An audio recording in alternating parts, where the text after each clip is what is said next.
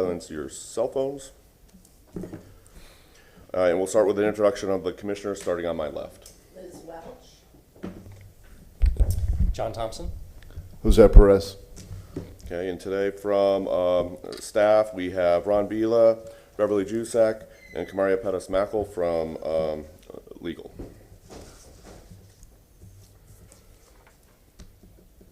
Okay. We have some minutes in front of us that were, these are, the minutes were issued electronically to the commissioners. There's been a revision that I caught in, on the waiver request. We clarified some of the waiver requests for, I don't have the minutes in front of me.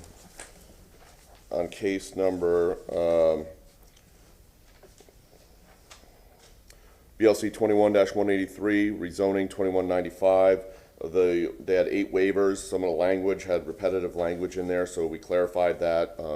Ms. Juzak went back to the record to reiterate what that was, so I think this accurately represents what we've discussed at the public hearing. So I can entertain a motion to accept. Motion to accept the revised minutes from the October 26, 2021 BLC meeting. Second. All in favor of said motion, say aye. Aye. Aye. Opposed? None. Motion carries.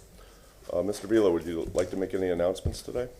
Yes, sir. Good morning. I'd like to wish everybody happy holidays and a safe new year from the preservation staff. My name is Ron Vila.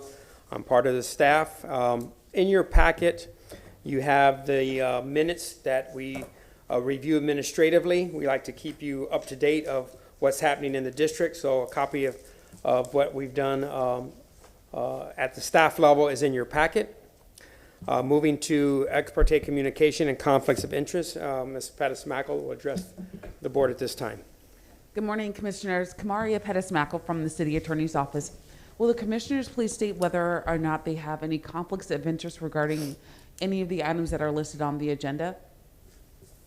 Hearing none for the record.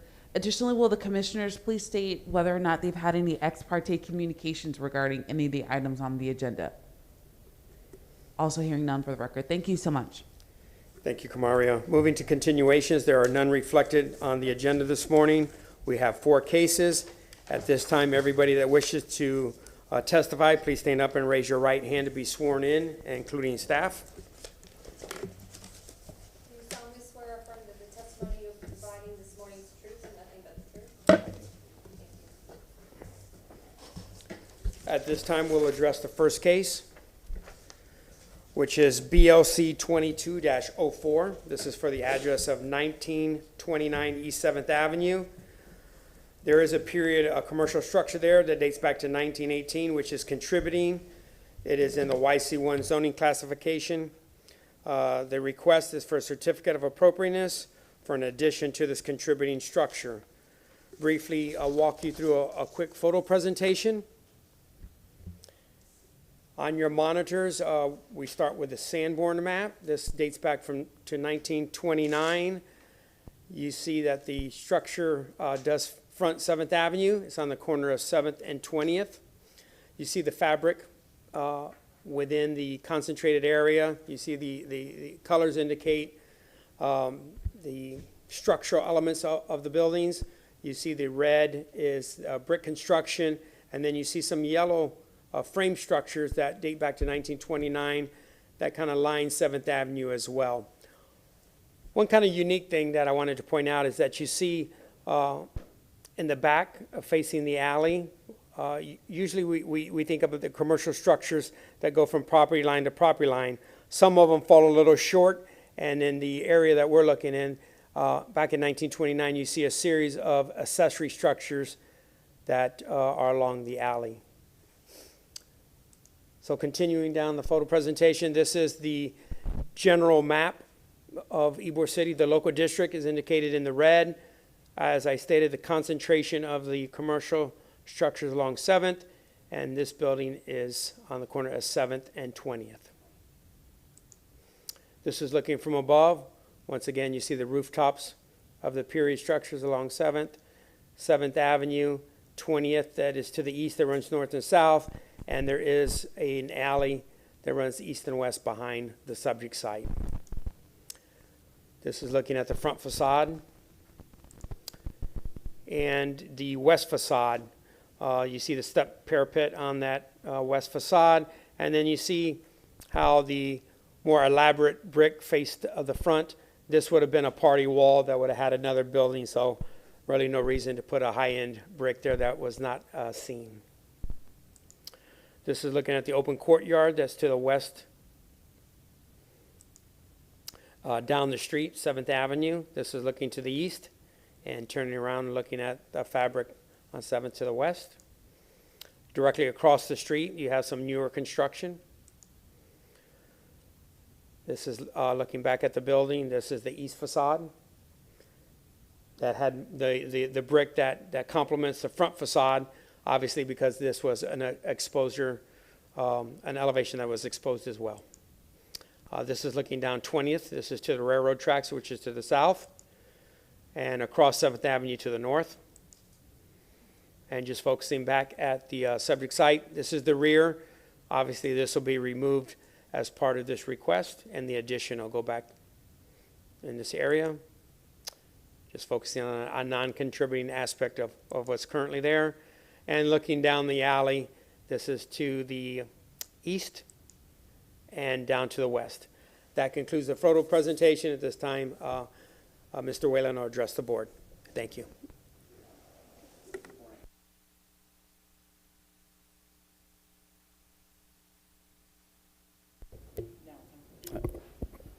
Sorry. Greg Whaling with KWJ Architects. I'm the agent and architect for the project. Thank you, Ron. That was a very informative pictorial of the building that we're adding on to. As I pull up the screen, I'm going to start with the site development plan. What we go through today, you're probably going to see some reminiscent qualities of a project that was reviewed and approved a few months ago. If you recall, we were in for a rear addition at the other end of the block on the corner of 7th and 19th. And so we're kind of classifying this as kind of the bookends of the block, two additions on the rear of the property. So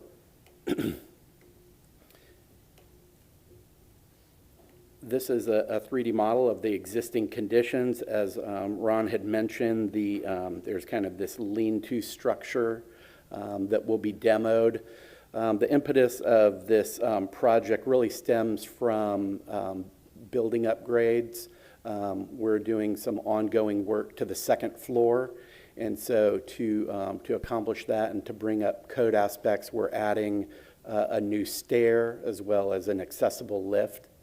And then in that program, we're also then taking the opportunity to build in walk-in coolers and a receiving office for the bar use that occupies the ground floor.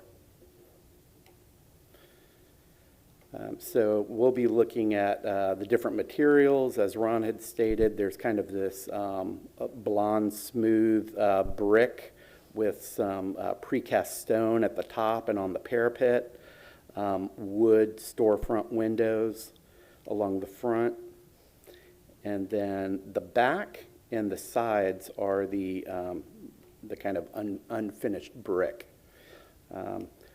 The side courtyard is currently an extension of the bar space. In the design, we're taking into account that one day that may become a developed site and a building there. So we're kind of abiding to a property line that would divide the site into two, east and west.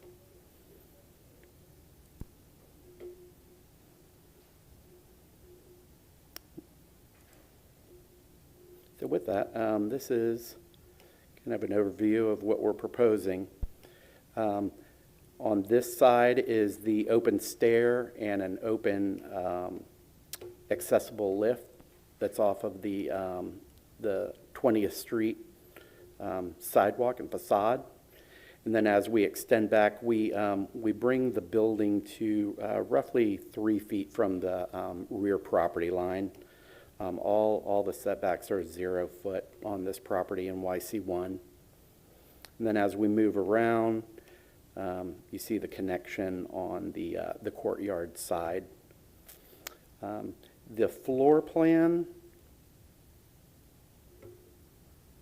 I'm sorry. Just going to give you an overview of the plan. The floor plan has a recess with an existing entrance that goes into the rear of the bar. You see right over here on the left.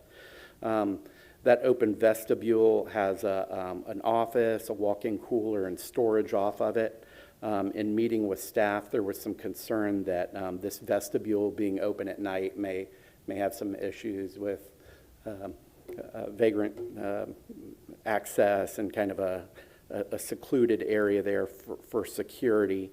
So what we proposed is a decorative metal sliding door that will be able to secure this. We've provided for a second means of egress on the other side of the building to accommodate egress when this sliding door is closed. And then going upstairs, again, the main program element is that we're providing a new stair access to the second floor, an accessible lift, and then the rest of the second floor becomes an open deck. The details we are kind of drawing from what we presented previously at the other end of the block. Again, kind of a smooth face blonde brick that will closely match the finished sides on the east and north of the main structure. And then we have, where we have hand railing for the deck and the second floor, we have utilized a very traditional and historic railing system that is found throughout the district. However, we've kind of given it a little bit of a modern twist in that we've created a more decorative screen wall that encloses the exterior stair and gives a little security and enclosure there. We've also taken this opportunity under the mid-landing to provide a recess for the trash bins that roll out. Those are currently just right on the side off the sidewalk. So really cleaning up the alleys and these access ways seems to be very beneficial in Ybor to clean those up. The ceiling system, ceiling system would be a stained wood ceiling. It's similar to what we've proposed at the other end of the block. There's some hardy trim that wraps some of the wood joists and kind of defines that second floor line. All the fixtures from lighting and ceiling fans would be something we'd work with staff. We have some kind of period-specific fixtures that we would propose, and I'll show those later. But so that those are the details. In terms of how we're dealing with stormwater, currently it's a single slope roof from north to south, and it all comes to an existing gutter and drains down to downspouts at either side. And so to kind of keep that and not disrupt the original roof line, we're tucking in a low slope roof right under that gutter. It'll allow us to kind of flash under it, keep the water from that roof moving off the structure, and then a continuous gutter around the new addition that will have its own gutters bringing the stormwater down. Once it gets to the grade, it just sheet flows and comes out to storm inlets in the street. In terms of the windows, we are mimicking just kind of a punched fixed glass window, kind of a clear story type look.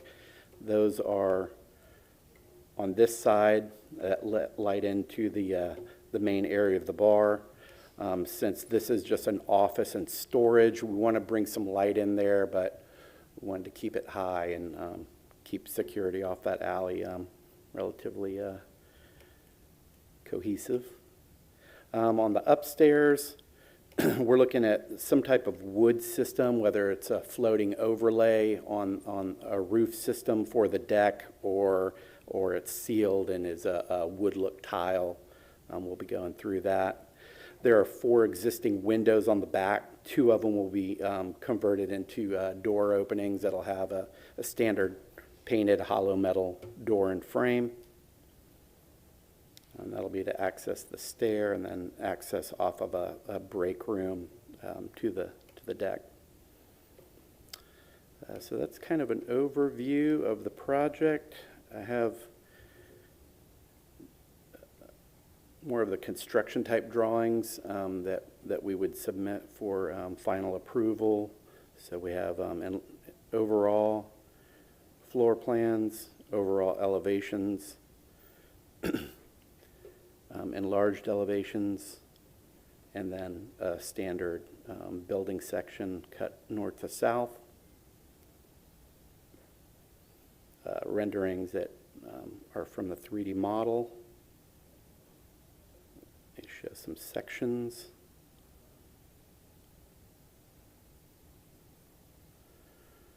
And then just defining the main materials, the exterior being the brick. This should be a blonde brick here. It'll be a face brick on stucco. The dark metal will be a powder-coated finish, color to be determined, but we would assume it would be in the dark bronze hue.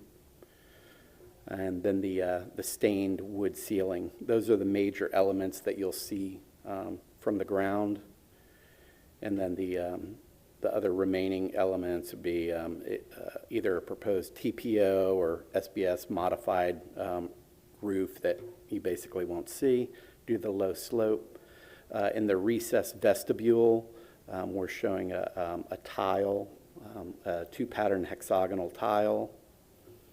And then again, something you wouldn't probably see from the ground, but the floor finish, a wood texture or floating floor for the deck area. These are ideas of what we'd propose for fixtures, hardware, ceiling fans, lighting. We'll work with staff on picking an appropriate window that meets all the district requirements as well as the Florida product approval. This is a exterior open air lift that we're looking at using on both the projects, this one and the previous project that was approved a few months ago. And then just some images that we used as a reference in terms of the brickwork color, some of the metal work, exterior metal stairs,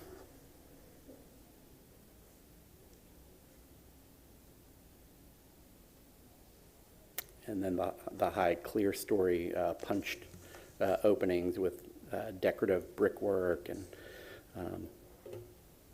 kind of embellishments on those. And that concludes my presentation.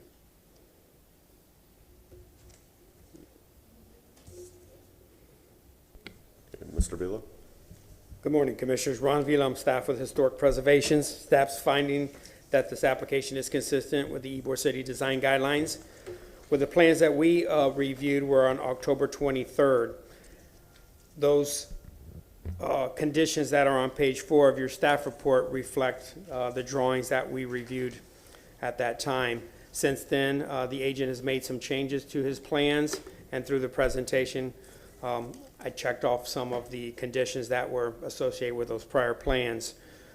Looking at the project completely after today's presentation, staff's finding it is consistent with the following conditions: to provide additional information on the final brick selection, the tile at the vestibule, and the final window selection. Initially, when we looked at the plans with that open access from the courtyard, we had some concerns that something was going to show up there eventually, so the agent has addressed that with that sliding gate. And then we had some preliminary concerns with the ornateness of the vertical accessibility. Through working with the agent, he had pulled in some references from the district, and now it relates more closely to the 7th Avenue vernacular. There has been sensitivity taken to the rear facade with the openings that were already there. The agent chose to use those openings to put doors in the place where there were windows. So that's a sensitive approach to be taken. And lastly, just if there's introduction of any additional colors after they look at it one more time, that staff will look at that. And if there's any signage associated with this request this morning. That concludes staff's portion, and I'll be here to answer any questions. Thank you, Mr. Vila. Is anyone here in the audience care to make a public comment on this case? Please step forward. Seeing none, the commissioners can ask questions of the applicant, starting with Mr. Schlage on my, Mr. Perez, excuse me, on my right. No comments at this moment. I wanted to ask you to put up the floor plans again. Okay. I'll come back to that.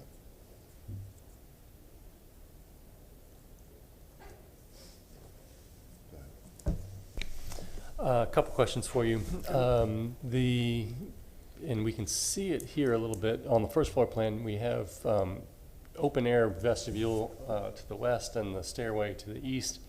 And you can go back to the model and show us what you're thinking there. But I noticed some different colors there around the lift and around the walk-in cooler, and wanted to see what those finishes were, or if they're all brick, because we are going to be able to see them, as you walk by the properties. Take a look. We really focus kind of on the backdrop wall that you see through the stairs. Yeah. So we have a brick recess here and a brick recess or back wall to the stair. Then where the lift is, we're showing the same brick veneer. Mm-hmm. It'll be a thin brick. Okay. And so we have that I guess I was wrapped seeing around. that if you go back around a little bit, from there you can see that I was seeing the white flash there, and so that's just the lift. Yes. So that's the metal kind of vertical. Right, but you don't see that from the street. Correct. Yeah. Yeah, because you have a wall there. Mainly So have that wall. when you go to the other side, what do you see? So on the other side, the office and the walk-in cooler kind of, block that. Right now, we're just showing, I'm not sure if this would be stucco or just maybe an epoxy painted exterior grade drywall, but it was going to be kind of more of a smooth interior type finish rather than continuing the brick in that area. Okay. Yeah, that's one of those weird conditions where it's kind of like the inside is now outside. Outside, right. And so we need to probably, since it is part of the presentation, nail down what it would be, or That would be. at least delegate that to staff probably to confirm and coordinate. And on the railings, there's the building doesn't have any other railings, does it? The original? No. Okay. I guess my point in the building is so Spartan in a nice way, Mm-hmm. and its proportions and everything, and the addition does the same thing. Long story short, I think that the railing should be consistent. You've got this one mesh that's on the back, and so I would think that mixing and matching them is probably something that we need to discuss. But I wanted to get your take on where did that one come from versus the one that you have on the stair. Sure. So that was just really kind of my interpretation of it, was that in the design guidelines that typically the rails are like balcony rails, and so they're very specific about it not being, I guess, too modern of a rail, and designate some of that level of artisan and articulation there on the detail of it. While I would probably prefer matching the screen wall, it was just my understanding that that might not be necessarily the direction to go, but we would definitely entertain that if that's something that the commission would accept, and then we would tie in something that was a little more contemporary, I guess you would say, for the handrail portion of the balcony.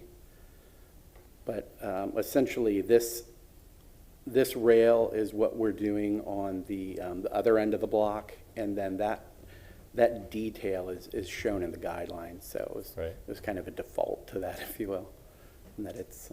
Okay, well, I think it's something we can discuss. Those are my questions. Thanks.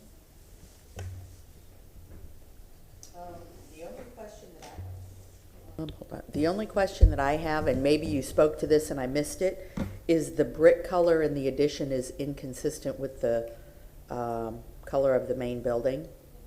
Is that intended?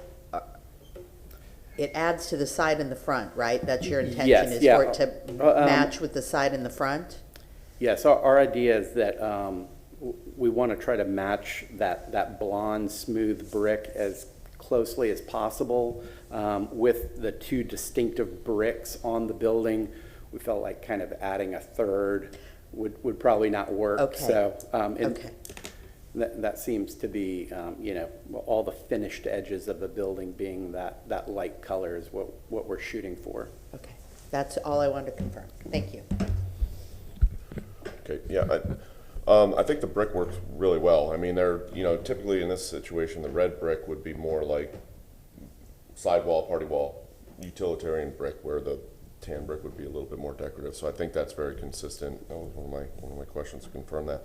On the railing here, I'm seeing, and maybe it's just the rendering, are there two different colors that you're using here? One, the guards look like they're black, and the gutters look like they're black, and then the decorative railing screening looks more like a gunmetal.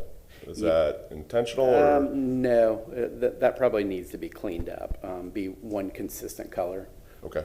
And this would all end up being a powder-coated finish, so Sure. it would be. Well, I think if you go with a black or a gunmetal darker color, that would work well. I think it would read a little bit better, to be one color. Can you talk about the screening, what we're seeing there at the bottom of our screen? Because I know this changed from what we saw in our original packet with the diagonals, and I think this is more consistent for the district. I'd just like to understand what you're trying. I mean, it seems like it's a layered type of metalwork there, kind of putting some design elements behind it. You want to elaborate on that a little bit? Right, yes. So one of the themes we've kind of approached in many of our designs is that hexagonal form showing up that shows up in various aspects from the pavers along 7th and whatnot.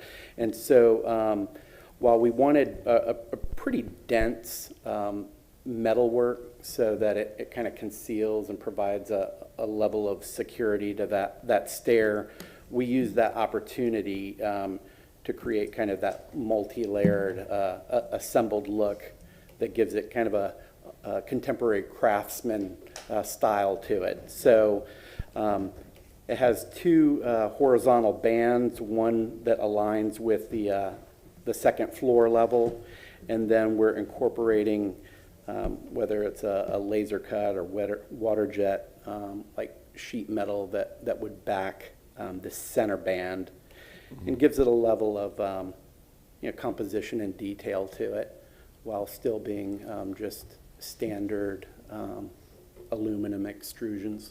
Okay. Yeah, once you zoom in, you can kind of see that they're hex shapes. And from a distance, it looks like circles. So I think that's certainly more appropriate here.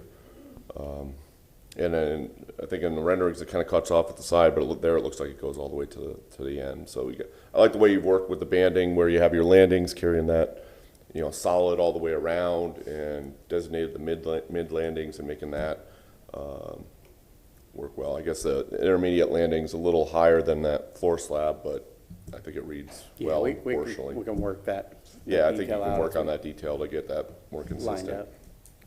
Okay. The decorative guardrails, yeah, I don't know.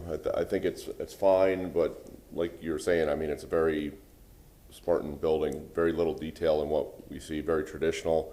I remember that guard from the other building that you did, so I'm okay with it. It kind of differentiates the elements, but it could certainly be a little simpler for what you're doing here on the addition. Ceilings here are all going to be stained wood, right? I heard some references to hardy board. Is that just for the edge trim of the slab? Exactly. Okay.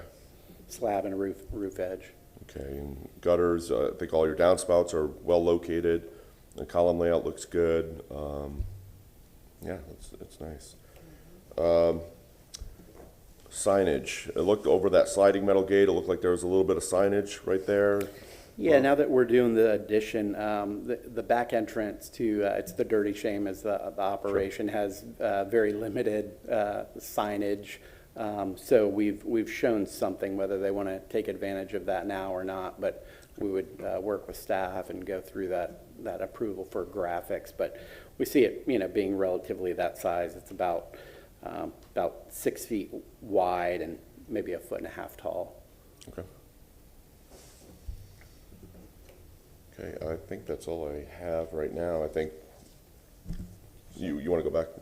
Sorry. Just want to ask a quick question. Can you go over to the second level, those two windows that you're closing off on the model? On the model, okay. Oh, when you move it, oh, I see what's going on. So are those going to be used as doors? Yes. Yeah, so the two, there's 4 current windows that are all approximately the same size. And so this one will be opened up full for door access from the break room is on the inside here. So you would have a step, because the sills are at the same height. If you look at the model, then Yeah, I know. You know what? When he moves it, that's why I was asking. Oh, okay. Yeah, there's, I have a couple You don't have to fix it elements right now. that aren't hidden, but that gets removed and that window gets removed. Okay, good. That's all. This is a great project. I like it. Good job. Thank you. Any other questions for the applicant? No. Good, okay. You have a few minutes, Mr. Whaling, if you'd like to summarize, rebut anything from our comments, and we're going to go ahead and close the public hearing. No, we welcome your comment on the railing. Like I said, that was kind of my initial thought, was to keep it all contemporary and kind of read as an entire system. Probably we're overanalyzing the guidelines, and so if there's some flexibility with that railing on the rear to tie along with the screen wall, we'll work with Ron and staff to fine tune that and make it look more homogeneous, consistent. But no, we thank you for your comments and your participation in the process. So. Great. Thank you, sir. Appreciate your time. We're going to go ahead and close the public hearing. We have a few minutes. We can discuss the case among ourselves if there's any. Just to go back to I remember the project the applicant's referring to, and the railing discussion there, because that particular addition on the other side of the block, the bookend, had a much more formal relationship to the other street, where the balcony that was being created on that one was also relating to an additional balcony. In this case, I think that since that second floor space is kind of tucked away and in and off the road, the stairway here and its design, which I like very much, and the hex is a nice detail. I think that's kind of the driver of the detailing, and the project is so small in scale that it needs to have a consistent railing detail to make it to come off.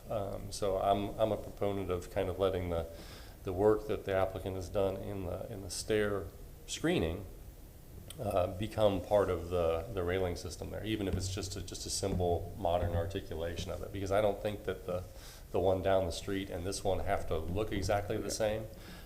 You've got the same kind of scale and detailing, and this scale and detailing is very appropriate to this building. So if it gets cleaned up a little bit there and consistent, I think it just makes the project stronger. I would agree. I think, I think Ron had mentioned some things that the applicant needs to work with staff on, including final selection for the windows, the brick color selection, the tile. I think we put the railing and the guard in there. I think our feeling is that the screen wall there kind of drives everything. I think that's well detailed. I think I like what you've done with that. I think that should drive the rest of the project. So I'd say the guards follow the decorative screening. I have a little bit of concern about the stucco finish for that vestibule. So again, I'd like you to work with staff on that. I know you'll come up with a responsible solution there. So I just think those 6 items, maybe something else with to work with staff on, and we should be good to go. So we can entertain a motion if anyone's prepared. Thank you. Make a motion for final approval with conditions. Move to grant a certificate of appropriateness for the drawings and documents presented at this public hearing in BLC 22-04 for the property located at 1929 East 7th Avenue with the following conditions. 1, that the applicant work with staff to refine the railing system. 2, the stucco finish on the exterior portion of it be reviewed with staff and finalized. Signage and its location would be incorporated into staff level approvals. The treatment of and submittal of the brick, the tile, and the windows would be passed to staff for review and approval based upon the submittal today. Any final colors? Final color selections for the brick, and if we do have a painted condition at a stucco, that's also passed on to staff for review and approval. I think all the colors. Powder coating involved. Yeah, and the metals that you select, the powder coating, would be consistent for all the metal work throughout the project.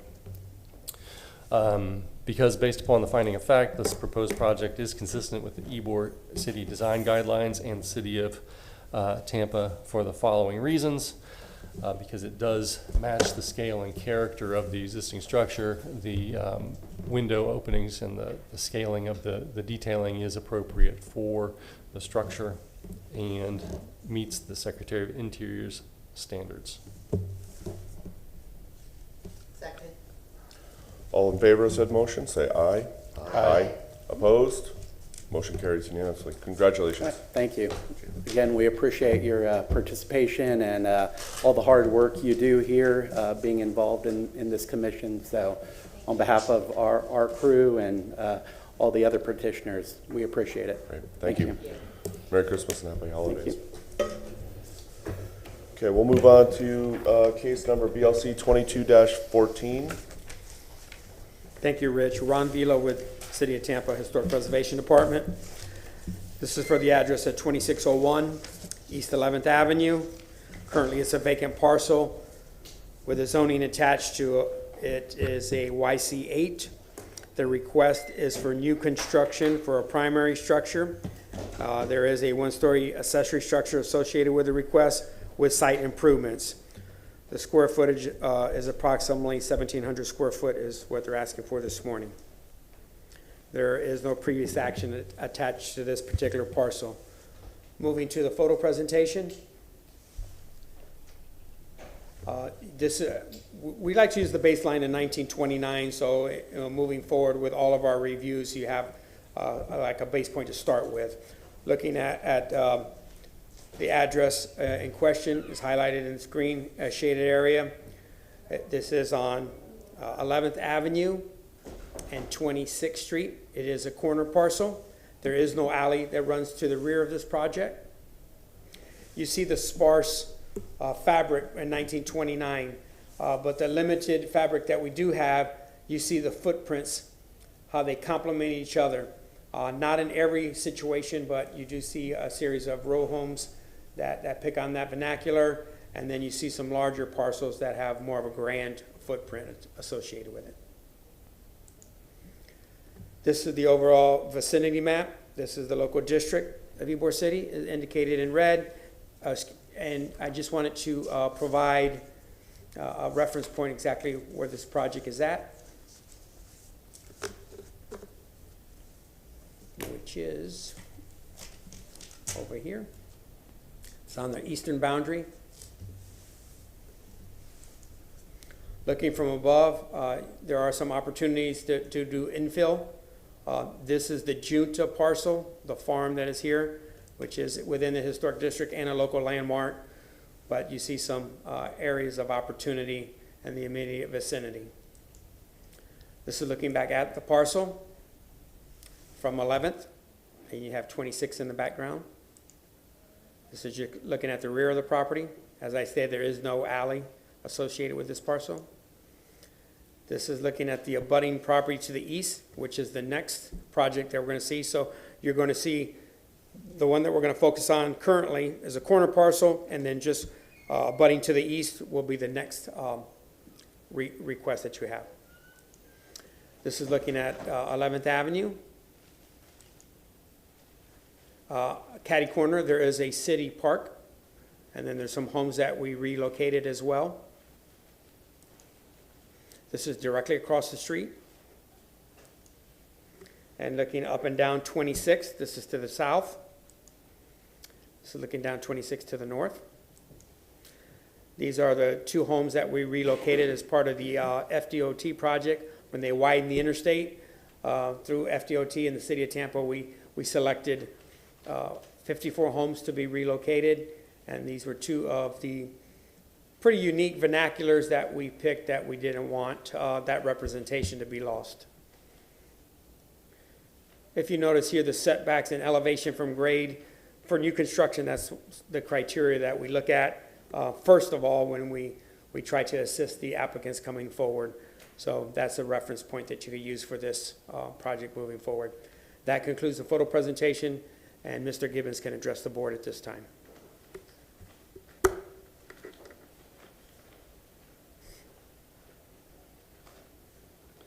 Good morning. My name is Joe Gibbons with Gulf Bay Builders. I'm the applicant and builder of the project.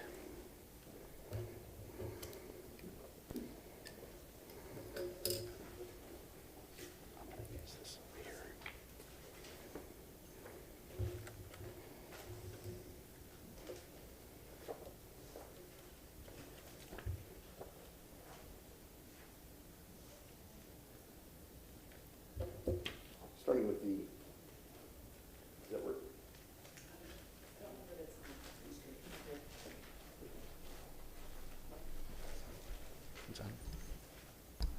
Okay, starting with the aerial, this is on the corner of 11th Avenue, 26th Street.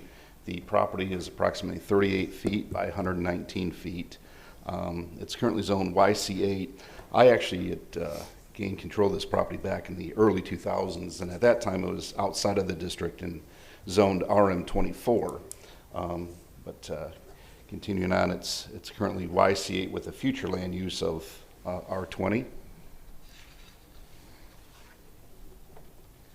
This is the site here. It's a corner lot. There's three existing trees that we are going to be preserving and have designed the project around the trees.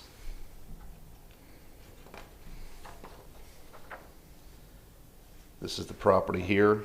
These are the three trees we're saving. This is looking to the south on 26th Street. This is looking east. The property is here in the corner. Looking west, this is the corner parcel. This is the city park. These are the homes that Ron had mentioned that were relocated. This is the home at 2602 East 11th Avenue, which is directly across the street from the subject property. And we verified that their finished floor elevation is approximately 22 inches.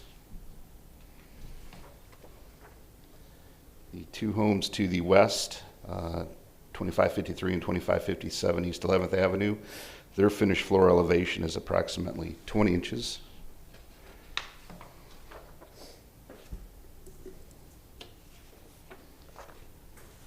Moving on to the site plan. Again, it's a corner parcel. This is 26th Street, 11th Avenue. Currently, there are no existing sidewalks, and since I'm coming forward with the project to the west on the adjoining parcel, it's my intent to install sidewalks across the front. And speaking with staff in an earlier meeting, because of these existing trees that we want to preserve, we did not propose a sidewalk along 26th Street. This is the structure. It's a single-family home, two-story single-family home. Has a wraparound porch, and we're proposing a detached accessory structure, two-car garage with access off of 26th Street, separating between the two trees there. Our front setback is at 10 feet, which aligns with the homes to the west.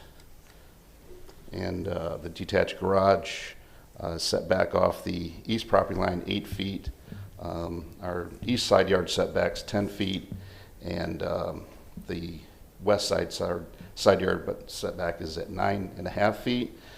We propose to have the condenser in the rear of the property, so it's not visible from the from 11th Avenue, and then we'll propose to put some landscaping around the west side of the condenser so you can't see it from 26th Street.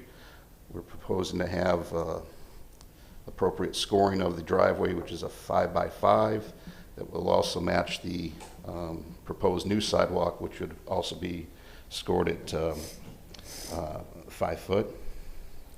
Mr. Gibbons, could you, I don't know if you can control this, maybe zoom out a little bit. It seems like some of your images where you have notes to the side, like the finished floor, we couldn't see that, and then we can't see the whole image right now. There we go. Yeah, I apologize. I'm going to have a fancy 3D like the previous presentation. We're just residential folks here, not these commercial stuff here, so in time. So here's the proposed sidewalk, the new proposed sidewalk that will also continue to the adjoining parcel that we'll be coming forward with. The driveway off of 26th Street, and the garage is set back in line with the west line of the home. And then these are the three trees that you saw in the pictures that we're going to preserve. We actually kind of designed the home to sit back to the east so we can preserve those trees that were there.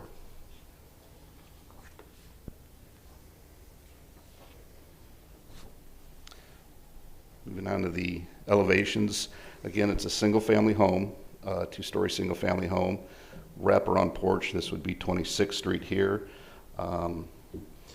This is similar to a project that we're doing in the district that was approved a few months back that we're currently under construction on. That was a 3-unit townhome, and we basically just took one of those to create the single-family home. This shows the rear of the wraparound porch. This is the rear door that's it's actually recessed. That will have the sidewalk that goes down to the detached accessory structure. The proposed elevation, I have it at 24 inches. Across the street, we're at 22, and then to the west, they were about 20. And what it would be is a stem wall foundation wrapped with thin brick all the way around, all 4 sides. This shows the condenser that's in the back. It's got exposed rafter tails. Would have a 1x6 V-groove soffit. We are showing some barge rafters. Second floor would be a timberline architectural shingle, but the wraparound porch is a metal roof.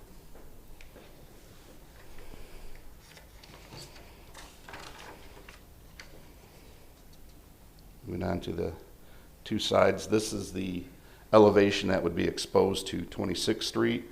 Shows the stem wall with the thin brick, the wraparound porch. We've provided some additional punch windows here just to have additional light. The porch would have the 1x6 V-groove soffit. Shows our exposed rafter tails.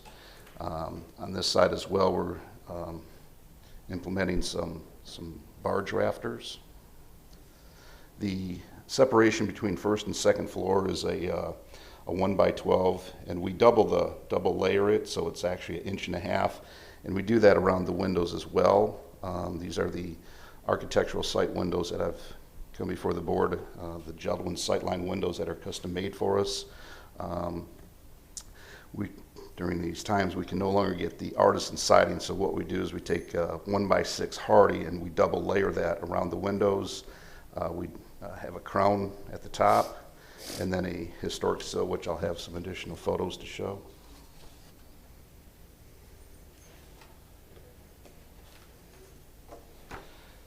It's just kind of an overlay of the floor plan. This is the 6-foot porch. From the front door to the leading edge of the porch is 10 feet in depth, wraps around.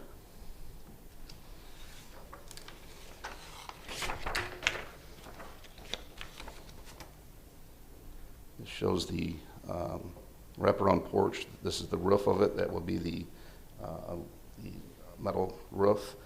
The rafter tails, the exposed rafter tails are 1'6" with the 1x6 V-groove siding.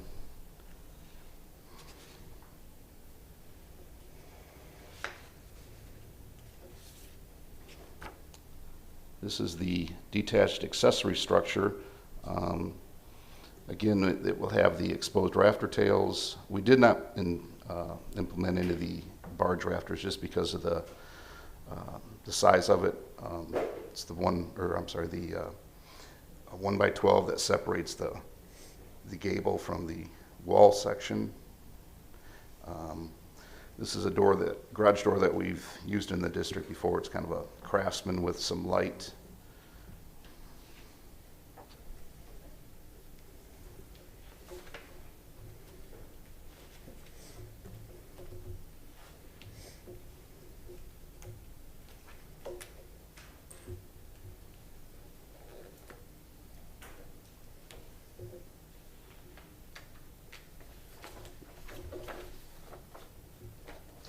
The home that's located at 1607 East 15th Avenue was kind of our inspiration for this project, as well as the previous project that I'd mentioned. That's some townhomes and another one that's forthcoming.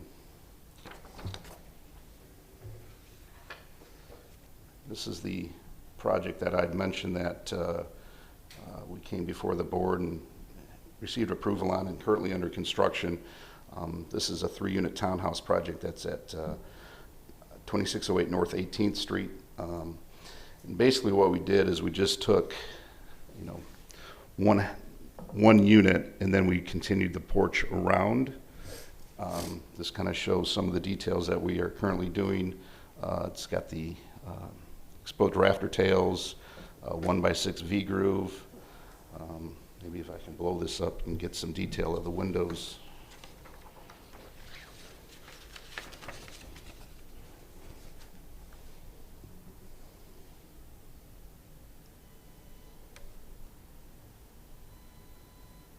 Kind of like a new toy here. It's kind of hard to tell, but this is the crown up here. Again, we take hardy 1x6, we double layer it, and then it's got the historic sill. These are the Jeld-Wen sightline windows that we have custom made. They're a clad wood window that we've had very good luck with. This can kind of show a little bit of the exposed rafter tails here with the 1x6 V-groove.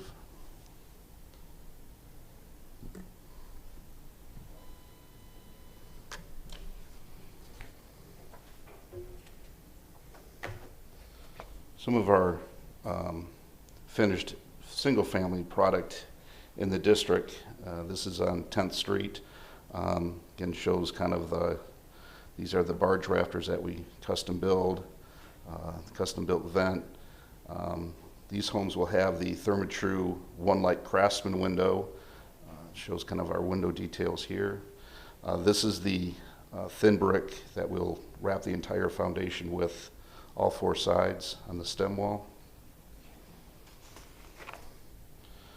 A little bit of a close-up of the ram's crown, historic sill, window. This is also the 1x6 for underneath the porch ceiling.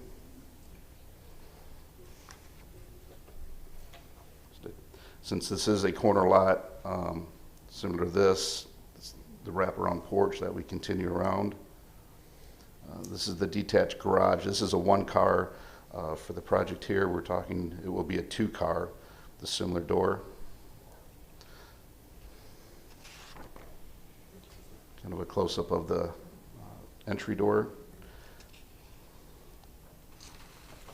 The rear door, typically we use a 1 light, just to allow some additional light into the home. A little bit of a close-up of the garage door we use, brick stem wall, barge rafters. This is just another product that's next door to this one that I'm showing.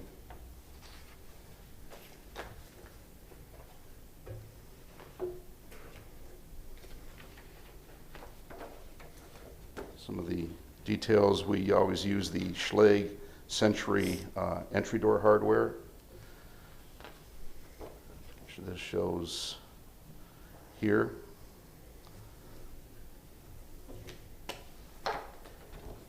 The historic sill that we use is from AZAC. It's kind of a cross section. The crown is also from AZAC here. It's 2 1/16 tall, protrudes out 1 inch and 30 seconds.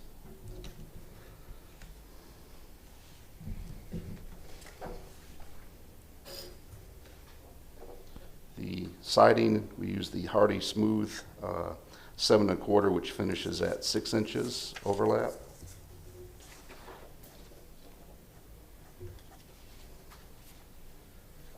And then the shingles on the 2-story portion of the home are the GAF Timberline Architectural.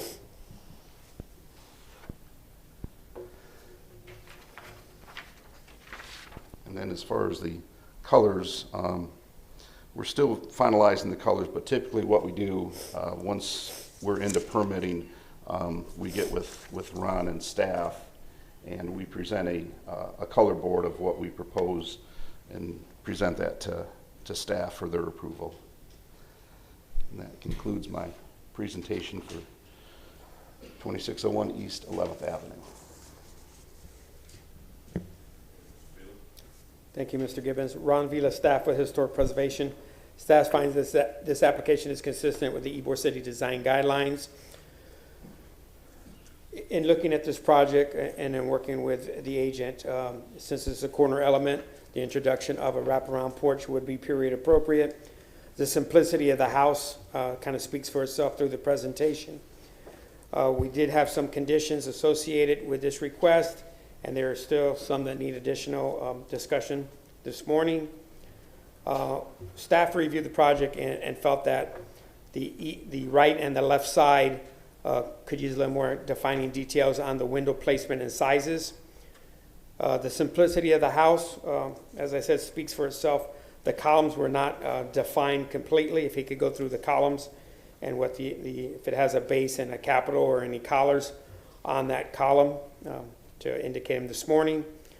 From the body of the building as it terminates to the foundation, is there some kind of detail that is required at that location? The multiple roofs in this simple house, I believe, need additional discussion as well.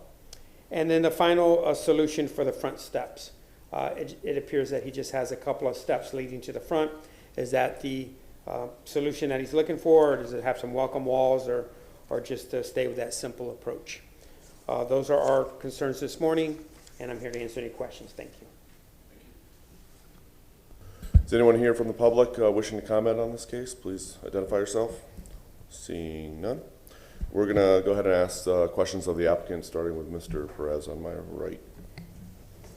So I really don't have Any questions? I think we've gone through a couple of these already with you, and like Ron said, the simplicity of the house, the detailing that you've shown in the other homes that you've done, they're really good taste, and I really don't have any questions at this point. I think the columns and the steps and all that can all be clarified, and by looking at the pictures of the other homes that that you've done, I have no issue with it. And I do like the siding of the house, keeping those trees, pushing it back, adding the sidewalk in the front, all that. I think it works really well. I don't have any questions at this point.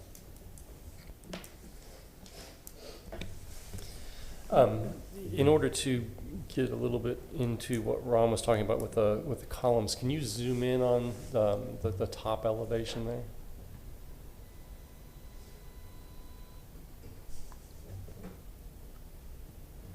And so, okay, so here, are there any other details in your presentation about what those columns are?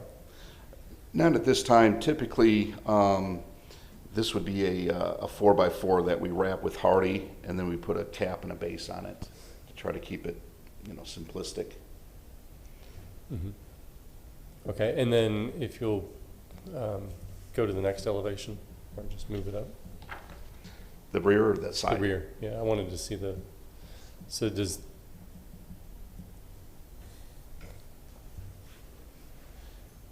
the back door, does it have that that column as well, or is that? No, inside? it's the back door is recessed in. Okay. Let's see. And then the other elevations, please.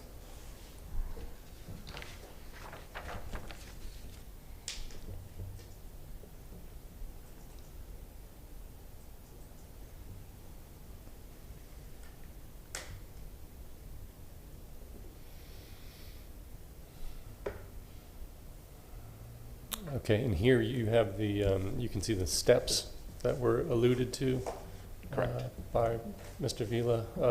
Is the intent to have them just exposed stairs with no sidewall, no welcome wall associated with it?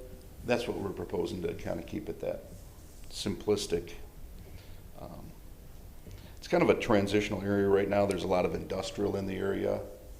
Just to the east and south, there's some industrial businesses that are there, so we try to kind of keep it, trying to bring some residential to the area without trying to overkill it at this time. For the porch, you have a different slab edge detail, right, where the brick doesn't go all the way up? Correct. We have the concrete cap is Right. approximately 2 inches over the brick. Right, which since this will be part of the record, which is not depicted in that drawing. Okay, yeah, that would be here and here would overlap the brick. We didn't see what you're pointing at. Oh, I'm sorry. The other We're elevation. on the other elevation. What is it? Yeah, from here over would overlap the brick. Right. Okay. So there's a slab edge detail there that makes that cleaner. The rest of it terminates into the hardy. The front porch would be recessed down from the hardy. This is a Right. 1x6 that wraps around and goes under the front door. So Right. the front slab is recessed below that. Right, and then does the brick turn up as you've shown in some of the other examples in the porch? Typically, we try to run one piece under the front door. Okay, so in this particular example here in this elevation, we would expect to find a little bit of the brick running beyond the porch there. Correct, and then Okay. wrap around. To another point of Ron's, since the building is so small and so discrete in its detailing, is there any way to align these windows? Because these are on this elevation here, we've got something that's pretty close to an alignment, but not. What we usually look for in the window placement is the window proportions are a little more sensitive to the historic vernacular. We understand for furniture placement and interior, sometimes the floor plan kind of dictates what the exterior is gonna look like as well, so they have to kind of work together. On the more exposed elevations, the more period appropriate proportions, taller than wider windows, I think the punch openings can strengthen the project in certain locations, but when it takes the whole facade is a punch opening is pretty atypical.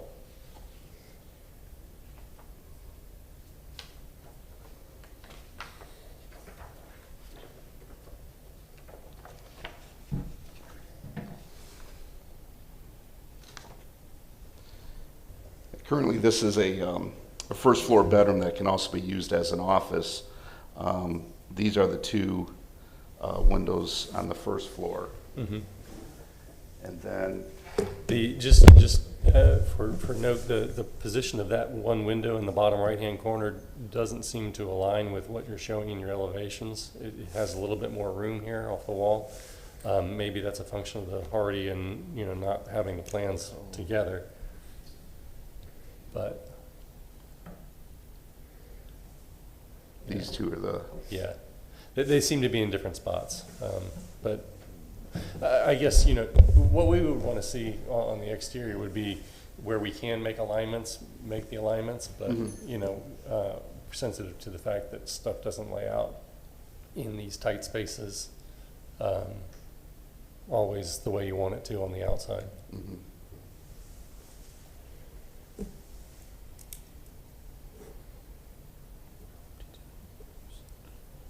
I think in the elevation, these would spread apart a little bit, as you can tell from. Mm-hmm.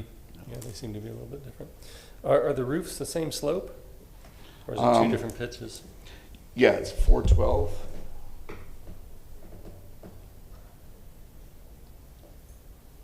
I'm sorry, the front entry porch is a 612 and the main body is a 412. Okay. Can you zoom out a little bit? Thanks. Okay.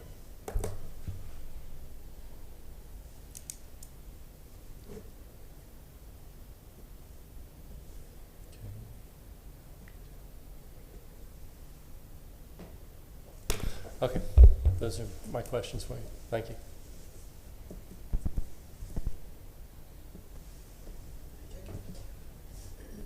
One question that I have, because the others have been answered, well, two. Are you planning on fencing the property? Not at this time, but it seems like once we get into the project, then these homes aren't sold yet, and as we start the project, then we sell them, and then if the prospective buyer wants a fence, then I get with Ron and staff and present. Okay. I wasn't sure. I just thought I thought I saw something on one of the plans, and that's Yeah. why I wanted to ask. And then the second question I have is, in one of the pictures, in your picture with the house and the driveway, or I mean the house and the garage, is the driveway cement or paver? Cement, Okay, and then we score it to the historic pattern. got it. Okay, thank you. That's all I have. Can you bring up the front elevation sheet? I want to compare the windows. I'll probably go back and forth between the two.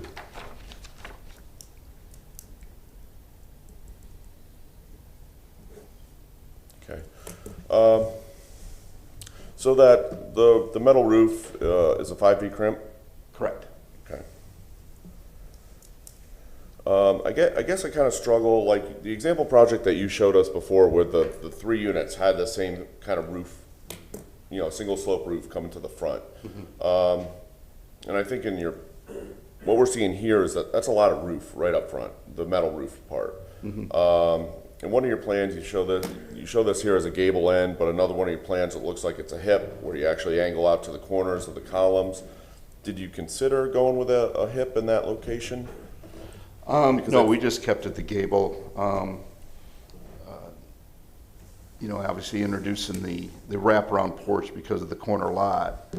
We just kept that same, or continue the slope the same, and then just, creating the gable on the side here.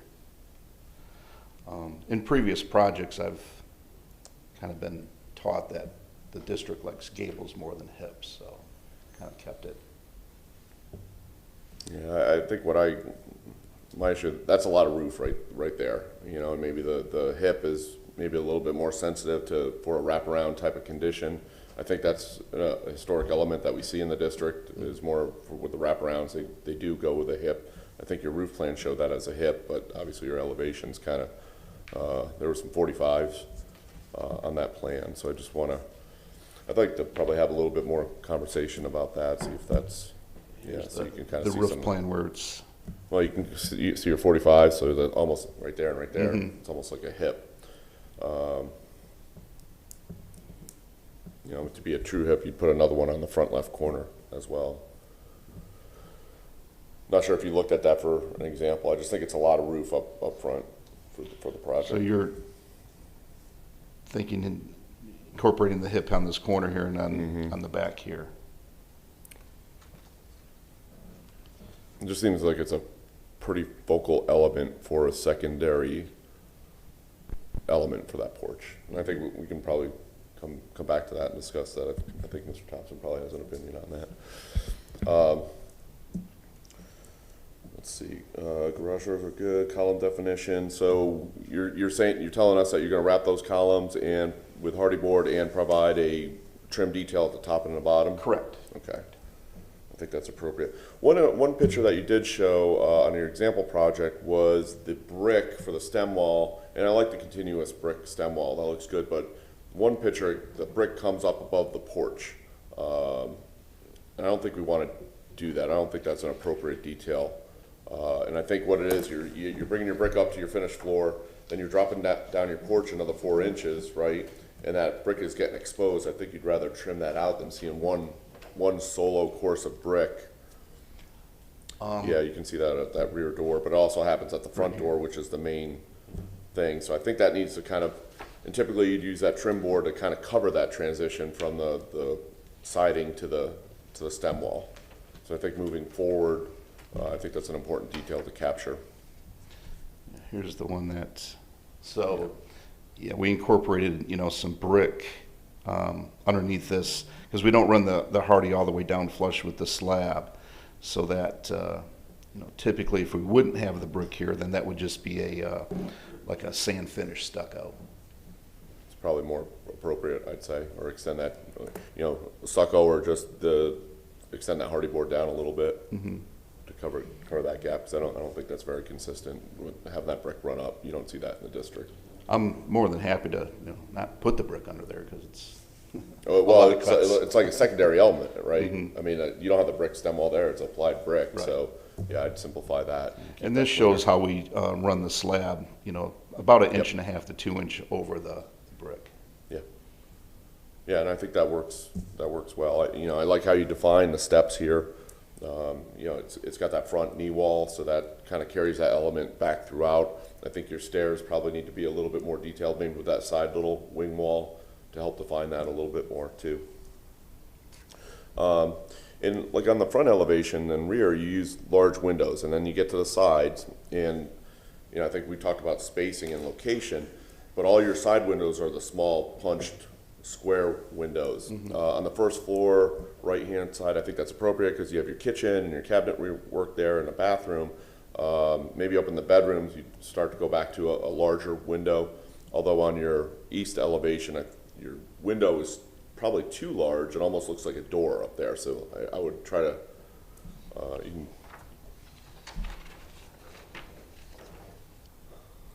This is actually at the top of the stair landing. Okay. The stairs are here.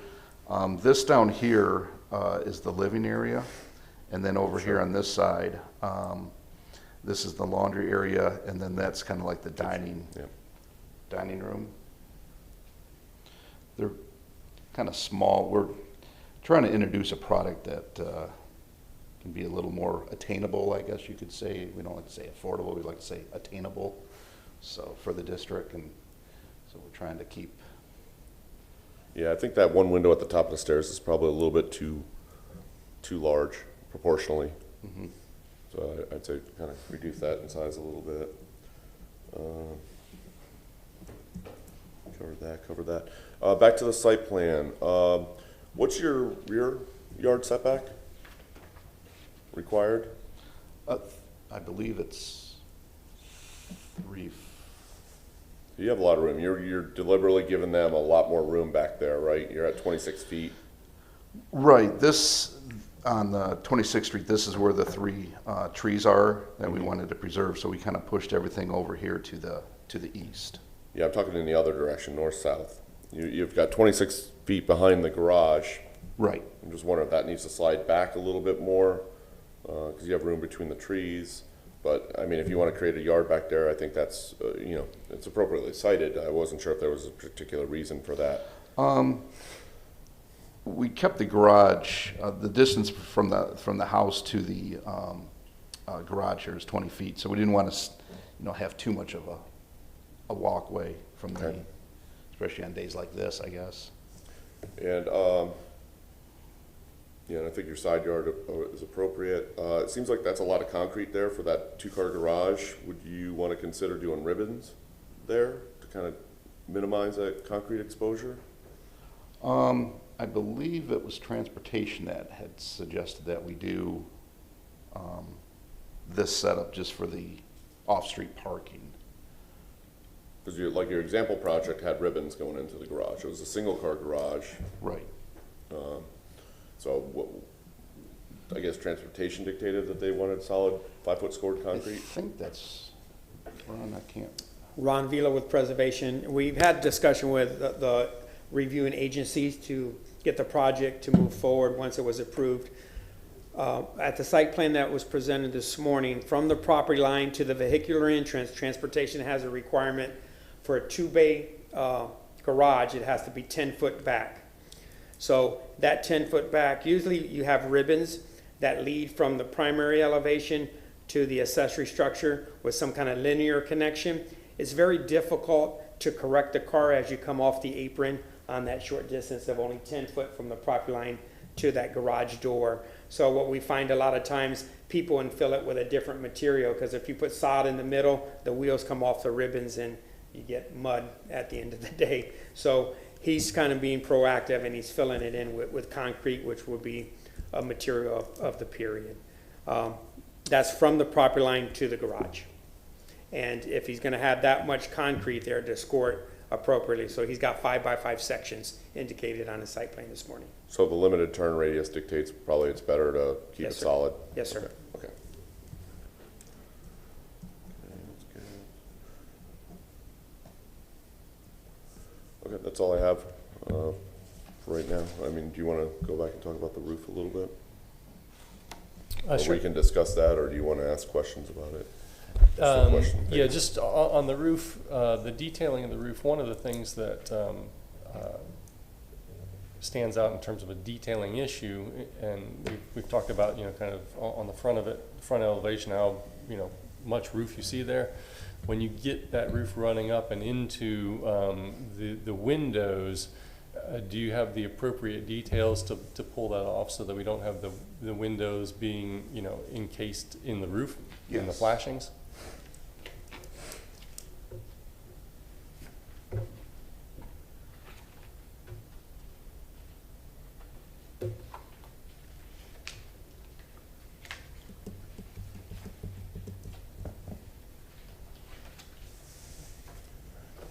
On the current project,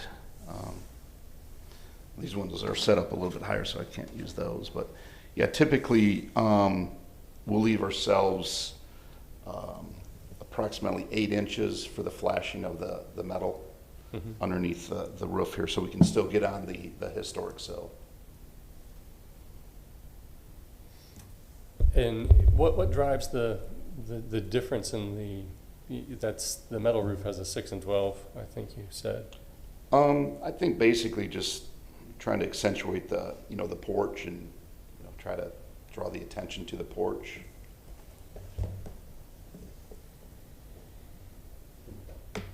I'm more than happy to drop the pitch. Understood. Yeah, I think that one of the things that Commissioner Simmons is picking up on is how much roof there is, and by raising the pitch, you get to see all of it, right? So, or even more of it. And typically on a front porch like that, the wraparound porches tend to get a little bit more lower in profile and just become kind of the visor that you need. So I think that might be some of the conversation here, some of the, you know, pushback against it. You know, potentially lowering that pitch and changing the material out. You know, you could still keep it metal roof if you want, but just lowering the profile, and then if you wanted to, you know, turning it to a hip, you know, would begin to reduce, you know, how much of that we're seeing compared to the rest of the volume of the house.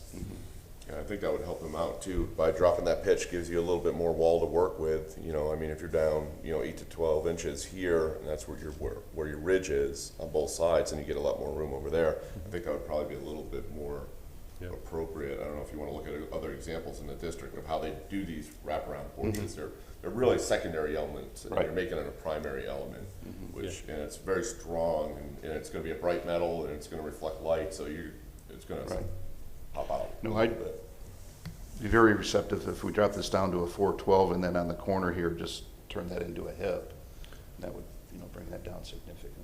You're just reducing the slope would be enough. Yeah, I think if you just fold it down, To a you 412. can get to the, you know, what we're talking about, because the way it's proportioned right now, it becomes a huge part of what you're seeing, and really the house is secondary behind the porch now.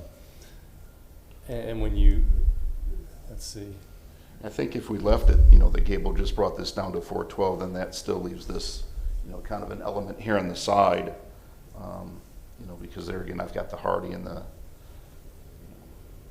I think that we could, you know, either if it's going to be 6 and 12, look at a hip. If it's something that you want to go to 4 and 12 on, and keep the materiality or change that, that's something that I think we can work with staff on. But in terms of the goal would be to get to where the front porch isn't the primary element. It's just, you know, secondary to the roof or to the primary house and its proportions and styling. Yeah, I think that would work. That would give you a lot more room there for flashing, and it just makes a. I would prefer to take it down to a 412 and keep it the gable, just to keep this, as I, you know, stated earlier, you know, I've been kind of. I mean, 4 and 12 would almost bring you down to your gable trim there. So I think, gable trim, your second floor hardy board trim there. I was just gonna make a quick comment. I mean, whatever happens on the roof needs to be reflected on the roof plan, because I think this is what you caught, right? The roof plan shows something completely different.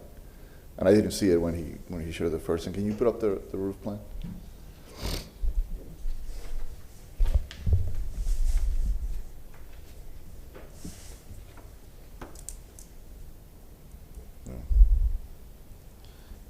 Yeah, I'm not sure if, you know, those.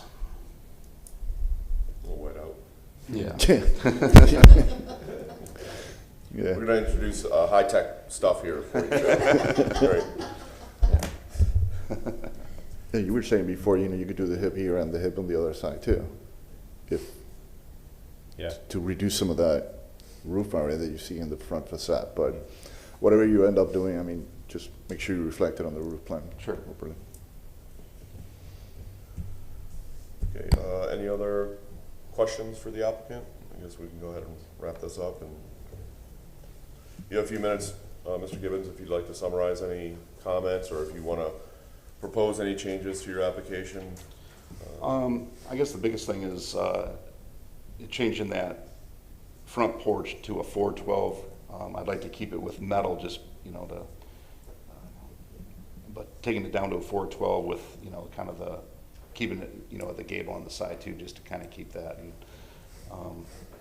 said earlier, I've kind of always thought that Ebor was always pro gable, so.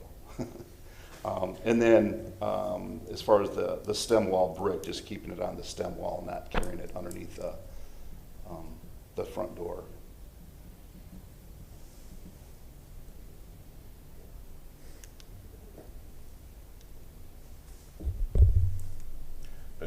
You want to comment anything on windows, or are you going to go with what's proposed?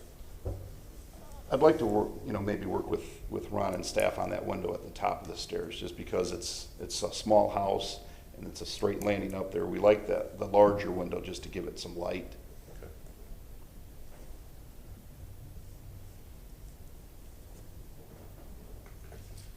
And you're gonna go ahead and wrap your columns and provide trim at the top and bottom? Yeah. Typically, what I do at this point is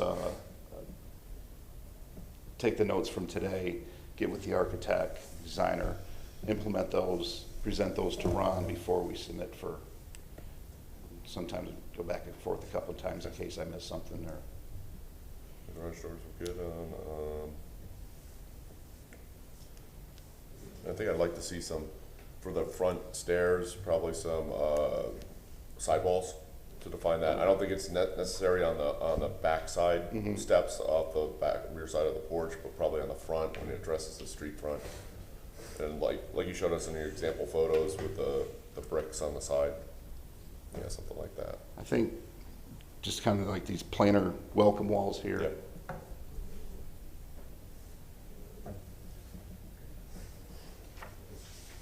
Okay. All right.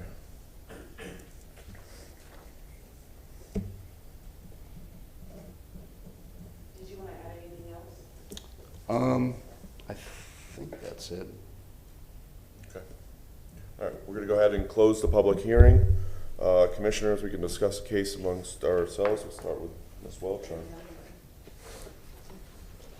I think we've got this one, so we can put some conditions to staff. Okay. Mr. Perez, any questions? No. Okay. Yeah, I think we've kind of made some recommendations here. The applicant seems fine with that. And I think given his track record, I think it's safe to say that we can move forward, and these items are relatively minor, and he can continue to work with staff on resolving these issues per the direction given by this board. You can entertain a motion if we're ready. I'd like to present a motion for final approval with conditions. Move to grant a certificate of appropriateness for the drawings and documents presented at this public hearing in BLC 22-14 for the property located at 2601 East 11th Avenue with the following conditions. 1, work with staff for final color selections and approvals. 2, work with staff for final column detailing. 3, incorporate wing walls or a similar feature at the open stairs and porch. 4, work with staff and revise the roof plan to indicate a different slope, a different, the gable is, or hip is preference of the applicant and can be worked out with staff, as well as materiality. Review window proportions and placements to the best of your ability to align them where they can on the exterior. Landscaping will be provided at the air conditioning unit at the exterior for concealment. Stem wall, the brick stem wall to 0. Oh, at the detailing where the stem wall is proposed to be apparent from the porch to the house, that become, in lieu of the brick that you're proposing, become just a trim board that extends down to the porch itself at those porch conditions.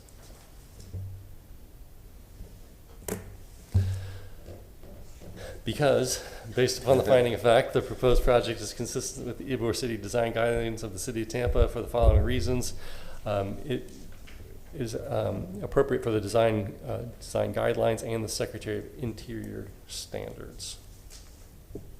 Second? All in favor of said motion, say aye. Aye. Opposed? Motion carries unanimously. Thank you. Congratulations. Look forward to working with Ron on cleaning up these things. Thank you, Commissioners. Ron Vila, staff with Historic Preservation. Moving to our next agenda item, which is BLC 22-15 for the address of 2603 East 11th Avenue. This is currently a vacant parcel as well under the YC8 zoning classification. The request is for new construction for a primary structure and a detached accessory structure with site improvements. The structures will combine for about 1,470 square feet. Moving to the photo presentation. Once again, the request is highlighted in the green area. The project that we just looked at is abutting to the west. It was on the corner, or one parcel into the east on 11th Avenue. Once again, there is no alley, and I wanted to show the Sanborn map as I illustrated at the prior presentation. There are some homes that are very similar in footprint and dimensions. This request is going to take on some of the same characteristics of what we just saw, minus the wraparound porch. Once again, this is the vicinity map. Property in question is on the eastern portion within the local district of Ybor City. The aerial, we just moved one parcel over to the east from the prior request. This is 11th Avenue and 26th Street. There nothing special. There's no retaining walls at this parcel. There's no trees to question about. You got a pretty blank canvas moving forward. Just looking at the tree line in the back. No vegetation of substance. This is looking at a duplex that abuts to the east. This is the site that we just looked at, as that's on the corner of 11th Avenue and 26th Street. Once again, just looking down the street, get a sense of the vernacular. And that concludes this photo presentation. Mr. Gibbons, at this time, could begin his presentation.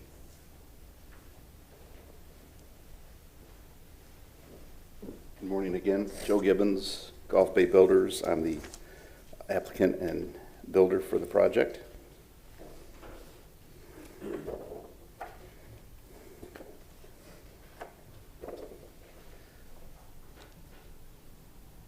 This request is for 2603 East 11th Avenue. This is the aerial. The lot is 50 by 119, currently zoned YC8 with a future land use of R20.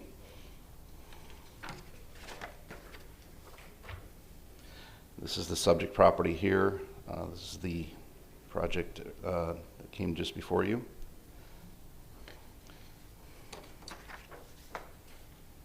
This is looking east.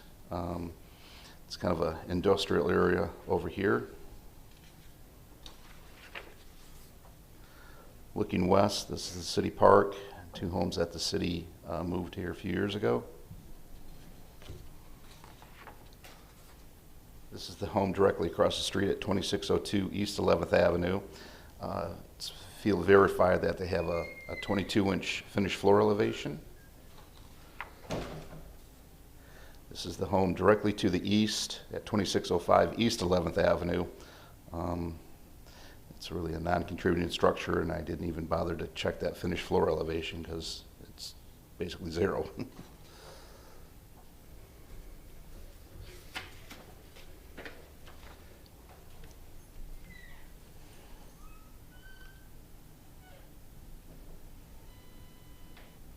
Like this new toy here. Going to the site plan, it's an interior lot. It's approximately 50 by 119, proposing a single-family, two-story residence. Currently, there are no existing sidewalks. Previous project that was approved here will have a sidewalk, and I'm going to continue that down, proposing to have the historic scoring pattern. Proposing to have a two-car detached accessory structure, bringing in a ribbon drive and then a parking area in front of the garage, so as they back out they have some place, and then down the ribbon drive. 10-foot front yard setback, which kind of is in line with the contributing structures that are to the west. This is the structures that's to the east that is really not contributing. We have a 10-foot side yard setback here. I believe this is a 8-foot side to the ribbon drive. We've got a rear entry door here with a sidewalk that comes out to the driveway. There's a little landing pad here for a garage service door. And this does have a front porch.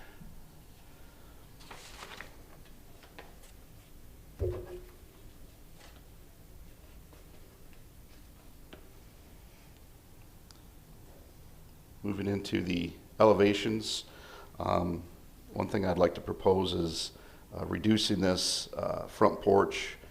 Currently it's showing as a 612. I'd like to reduce that down to a 412. It does have exposed rafter tails, barge rafters, historic gelled-one sightline windows. They're a clad window, and that we use 6-inch trim. Ends up being 1.5 inches thick, crown molding, historic sill. On the site plan, we show the condenser that's in the rear. The rear service door is actually recessed back in, so there's no columns. One thing I'd like to propose on this plan is some welcome walls, welcome planter walls here, and then some additional detailing that will be on these columns.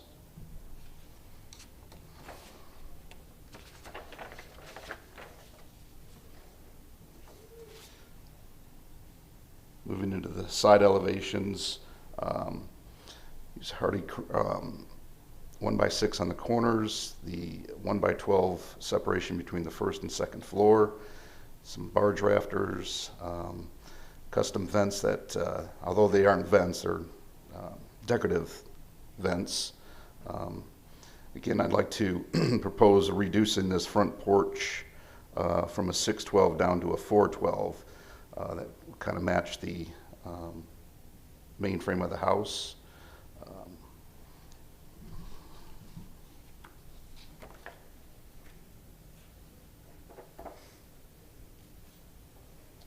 It does have a detached garage, which will also be have the hardy siding, hardy trim, exposed rafter tails. I did not install any of the barge rafters.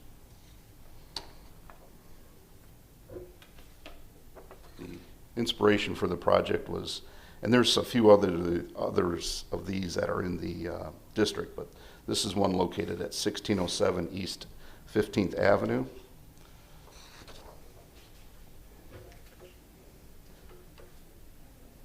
It's very similar to a project that we're under construction now on 2608 North 18th Street.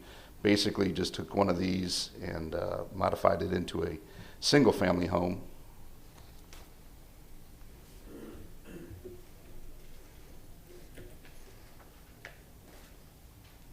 One of the finished products, we actually just finished this earlier this year. That's in the district.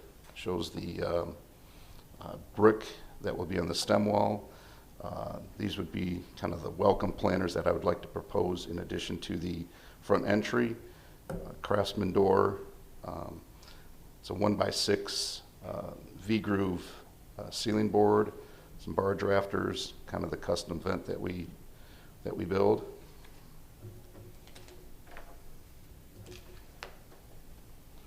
Some of the more brick details, the 1x6 trim that terminates just above the stem wall.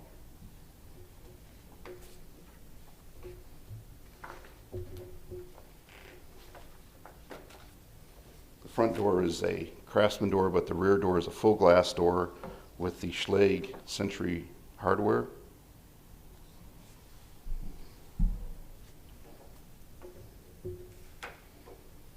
The historic sill is from AZAC. The crown.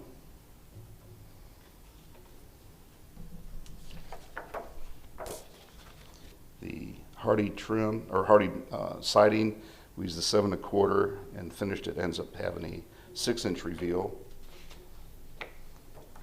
The shingles are the GAF Timberline architectural shingle. And then we're just, once we get through the approval process, we work with Ron and staff and come up with a color palette and present that to staff for their approval. This home currently is still in the designing stages. We haven't sold it. So I'm not asking for any fences at this time, but as we progress, if somebody wants to build a fence, then I present that to Ron and staff for approval. And that concludes my presentation for 2603 East 11th Avenue. Similar to a previous application. Thank you, Mr. Gibbons. Any public comment for today? Seeing none, we can ask questions of the applicant, starting with Mr. Perez. No questions at this time. What's the offset of the garage from the back of the property?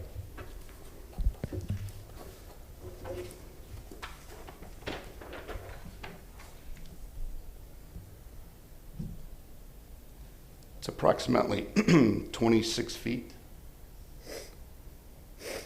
So that gives them some room for future pool or volleyball courts. Right. So to relate to our prior approval, the garages are aligned? Yes. And I guess this would be a question for Ron and Dennis going forward, but you know, one of the things that we get to consider here with your applications typically is more than one project, which is great.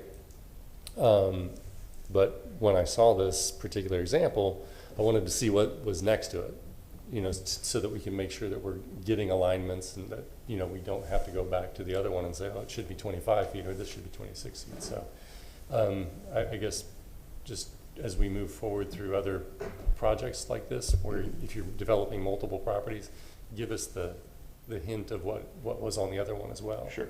So that we can do that. But I appreciate the answer there on the garage. And I feel like I've seen this one before, so that's my question. I don't have any questions. Yeah, I think with the site there, we kind of assume that it's the same setbacks and everything. So, you know, your front yard setback for the house is 10 feet, which was on the same adjacent project. Right. And I think it's 20 feet between the back of the house and the garage. And Yes. they're the same. The houses themselves are the same. Right. What's the total square footage? They're just under 1,500. 1,500? Yeah, I mean, they're tight. They're, you know, so, Yeah. We okay. like to consider them attainable. Yes. Like, they're and- small, but they live large. Yes. And you know, can you put up the elevations? You know, this one's not as, without the wraparound porch, and, you know, we can understand why you did that with the corner. The wraparound, the front is not as intrusive.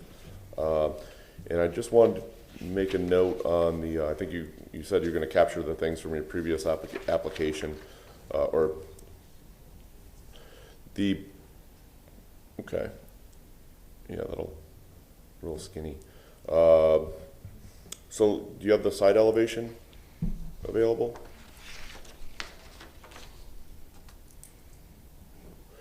So, talking about your barge rafters, I think this is an appropriate use of having a barge rafter at the top, middle, and bottom. Your example project that you showed before, the photo, only has them at the top and the bottom, and you're kind of missing that one in the middle. So I think this is much more appropriate to have in top, middle, and bottom. So I just ask that you can incorporate that into. Yeah, we've future added, projects. there's 5 on each side. Yeah. Yeah, your example one out only had 3, and it's kind of missing something there in the middle. But everything else I think is in line here. So no more questions of the applicant. You've proposed in your testimony some changes that you're going to do, and we'll capture that in the motion. If you have nothing else to add, we'll go ahead and close the public hearing. Okay. Any discussion among the commissioners on what we saw? We can capture the conditions during the, you're on a roll today. Can we copy paste? Move for final approval with conditions. Move to grant a certificate of appropriateness for the drawings and documents presented at this public hearing in BLC.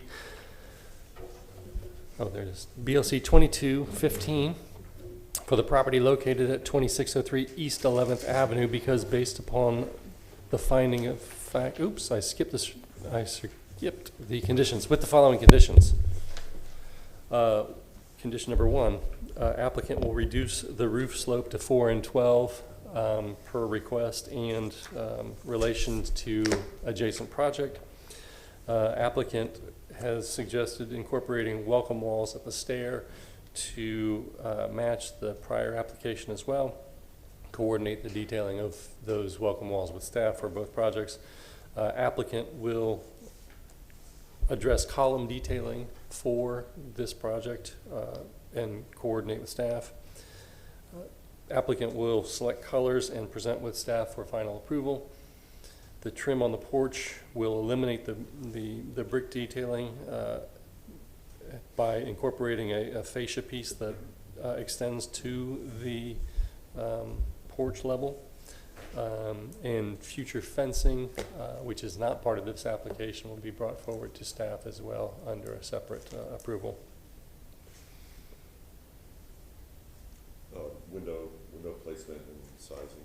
Oh, and applicant will review window placement and sizing on the east and west elevations to the greatest extent for alignment and scale. Changes or tweaks will be reviewed with staff. Because, based upon the finding of facts, the proposed project is consistent with the Ybor City design guidelines in the City of Tampa for the following reasons. It adheres to the Secretary of Interior standards and the design guideline reference for Ybor City. Second. All in favor of said motion, say aye. Aye. Opposed? None. Motion carries unanimously. Congratulations. Thank you. Good morning, Commissioners. Ron Vila with the Historic Preservation staff. Our last agenda item is BOC 22-16. This is for the address of 915 East 15th Avenue. This is an infill request as well. This is a vacant parcel with a YC2 zoning classification attached to this parcel. The request this morning is for new construction, a duplex with site improvements. There are no variances attached to this request. The approximate square footage of the structure is 2,600 square feet. Moving to the photo presentation. This is an interior parcel. In 1929, there was fabric there. Currently, it's been removed.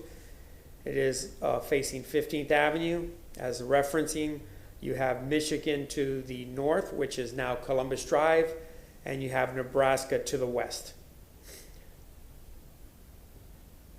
There is no alley associated with this block as well, and then you have 10th Street to the east.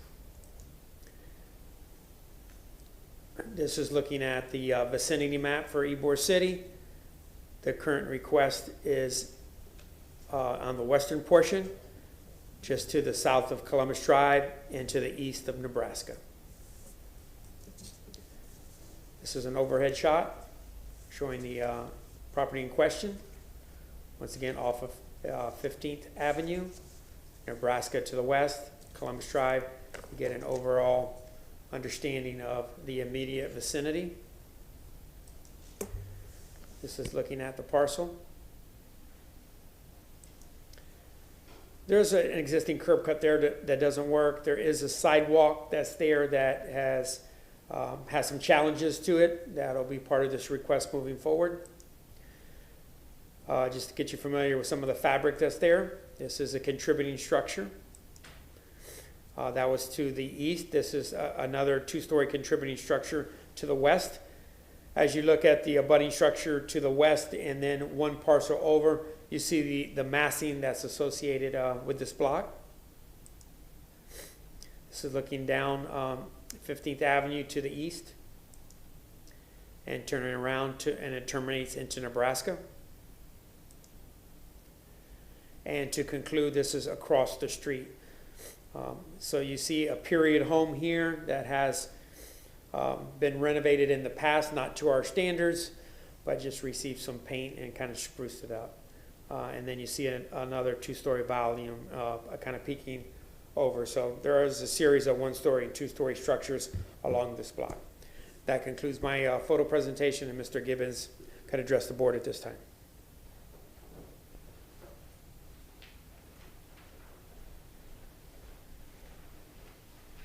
Good morning, Joe Gibbons with Gulf Bay Builders. I'm the applicant and builder of the project, of the proposed project.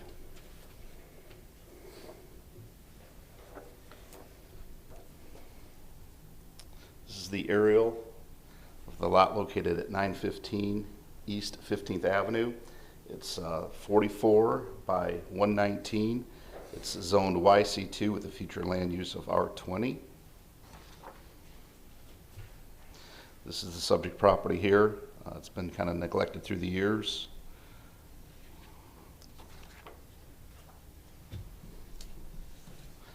This is looking to the east. Looking to the west to Nebraska. This is the structure at 917 East 15th Avenue, directly east of the proposed structure of the proposed project. It has a finished floor elevation of 28 inches. The structure to the west, 913 East 15th Avenue, and that has a finished floor elevation of 24 inches. And this is our subject property. There currently is a dilapidated sidewalk as well as a little boulevard here.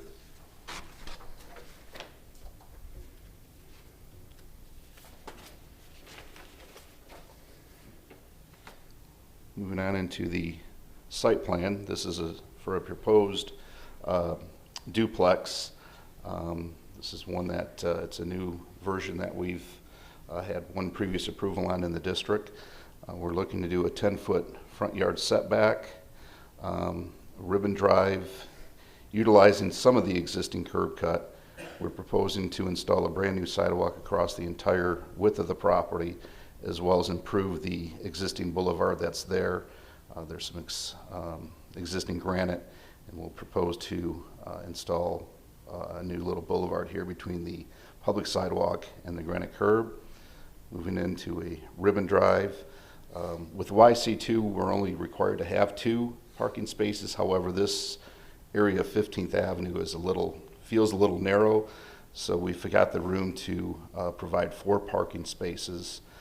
In the rear, we're going to have the condensers as well as a pad that's large enough to accommodate the recycling cans as well as the refuse cans, so these can be hidden behind the structure during the days that it's not picked up.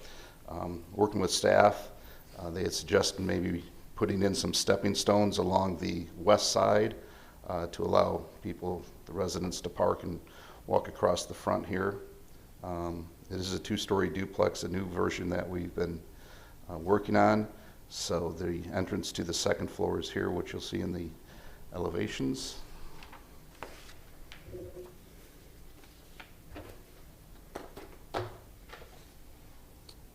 Getting into the elevations, it's a 2-story duplex. This is the entry to the second floor unit. First floor unit has a covered porch. Through a previous application, working with staff, we've modified this model to some of the suggestions which we incorporated now, kind of a welcome wall, and this is a planter that just enlarges the entryway. This is the entryway to the second floor, and in a previous application we came up with the idea of wrapping this with the brick that is on the foundation, on the stem wall foundation. This particular one, we do not wrap the entire foundation. We kind of give it the appearance that it has columns.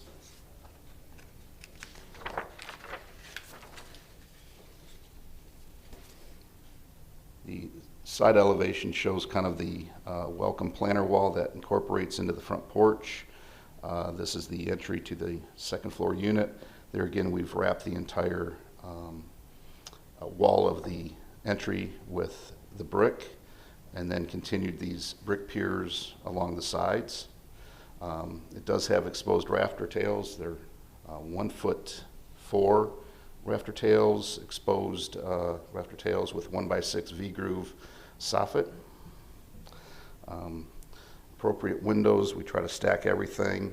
A little bit larger, these are some bedrooms. We've got the crown and the historic sill with 1x6 that's double layered to give it the 1.5-inch reveal. We have a 1x12 that separates the first and second floor that continues all the way around.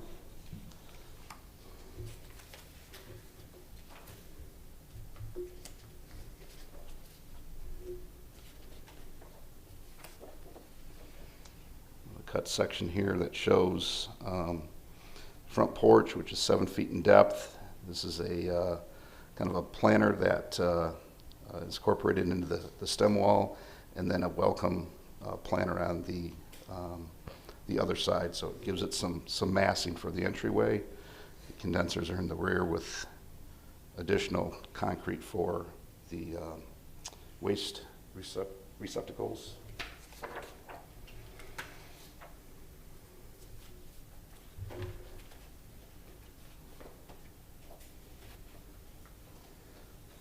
Inspiration that we found for coming up with this plan is located at 1015 East Columbus Drive, just on the immediately north of the subject property. Shows an entrance here on the side.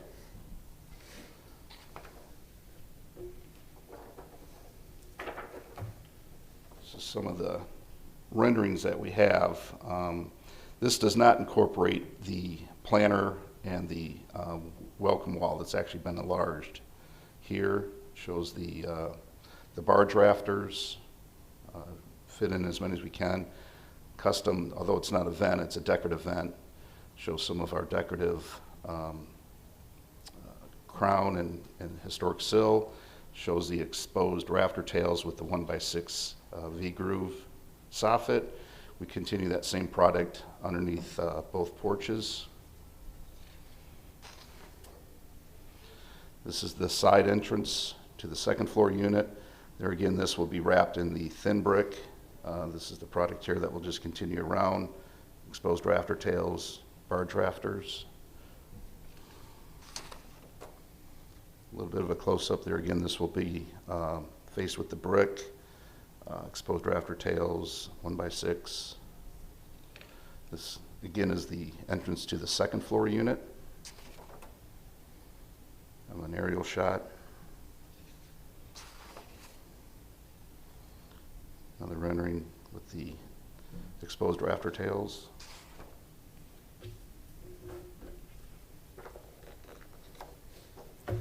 Some of our similar completed projects in the district. There again, this is a stacked duplex, but separate or different than the proposed. Shows how we do the columns. What color? Twin towers located over at 1707 and 1709 East Columbus Drive. Again, got some barge rafters. The proposed has additional ones. Shows how we do the columns, massing of the windows. This is located at 922 East Columbus, just one block to the north of the subject proposed. Shows how we wrap the stem wall with some of these piers with brick. This is actually 2 blocks away, different product but still a duplex, and shows the stem wall features, exposed rafter tails.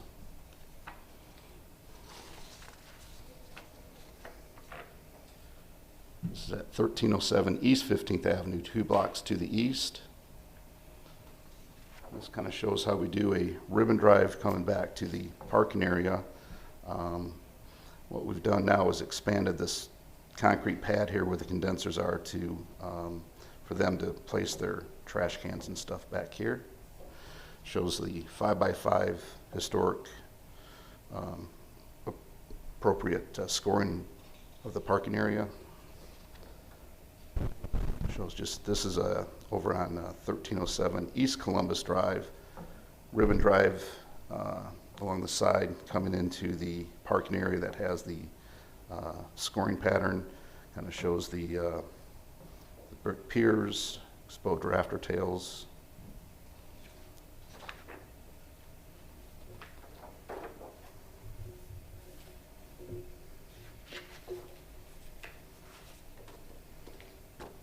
Kind of a close-up. particular units, we like to use a full light door with the Schlage Crafts or Century hardware. Shows the crown, the historic sill, kind of shows how we do the columns here. The caps have an overlay, so the brick kind of tucks up underneath there.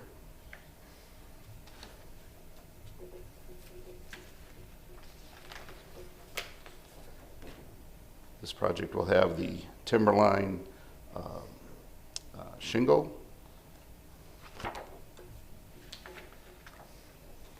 the hardy smooth 7 1/4 siding that finishes with a 6-inch reveal. The AZAC ram's crown, and then the AZAC historic sill that we use. And that concludes my presentation for 915 East 15th Avenue. Good morning, Commissioners. Ron Vila. Moving to the staff's finding that this application is consistent with the Ybor City Design Guidelines. We have some conditions that are reflected on your staff report on page 3. This is the second time that we saw this model coming forward with that elevated additional entrance to the structure. Moving through the conditions, with the replacement of the sidewalk in the front, that it would be scored appropriately with the 3x3 modules for the sidewalk. You see the sidewalk, the driveway is 5x5 modules, so it takes on a little different vernacular. The sidewalk is a little tighter condition. They're usually 6 foot across, so the 3x3 modules are what's reflected within the historic district. I'd like for Mr. Gibbons, as he moves forward towards permitting, to work with transportation and preservation to straighten out the approach to the site for the vehicular access. It's a little cocked right now, and in working with transportation, sometimes we get them to be a little more flexible with the pattern that's established within the district to straighten that out. Also to revisit some of the site paving on the property. To the rear of the subject site, there is a 72-inch oak, I believe, that's there, and it's going to need the protective radius to be reflected on the plan. I don't believe it is currently reflected properly, and he's going to have to provide that as he moves forward.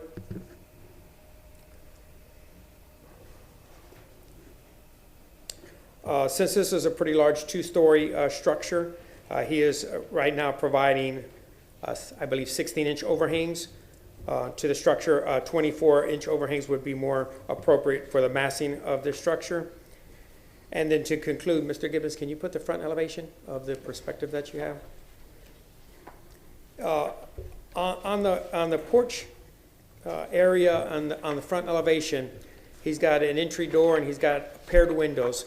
And he showed some examples, and the facade had a little more flexibility that they could, there was some more room there. On what he's presenting today, if you look at the door and the windows, it looks kind of forced with the paired windows. It would not be inappropriate to put a larger, one single large window, not at the proportion at the opening to reflect the paired windows, but a larger one window to let in the natural light under the cover. You see that at times. So if you look at the casing for the door and the windows, it looks a little challenging there. So there might be an opportunity to get what he needs to let the natural light into the floor plan while being a little more sensitive to this particular request. Having said that, that completes my portion here, and I'll be here to answer any questions. Thank you. Is anyone in the audience would like to comment on this case? Please step forward. Seeing none, we can then ask questions of the applicant, starting on the right with Ms. Welch. The only question I had, can you put up the picture? I'm sorry. Can you put up the picture that shows the side view in the driveway, the ribbon drive? Of the rendering? Yeah.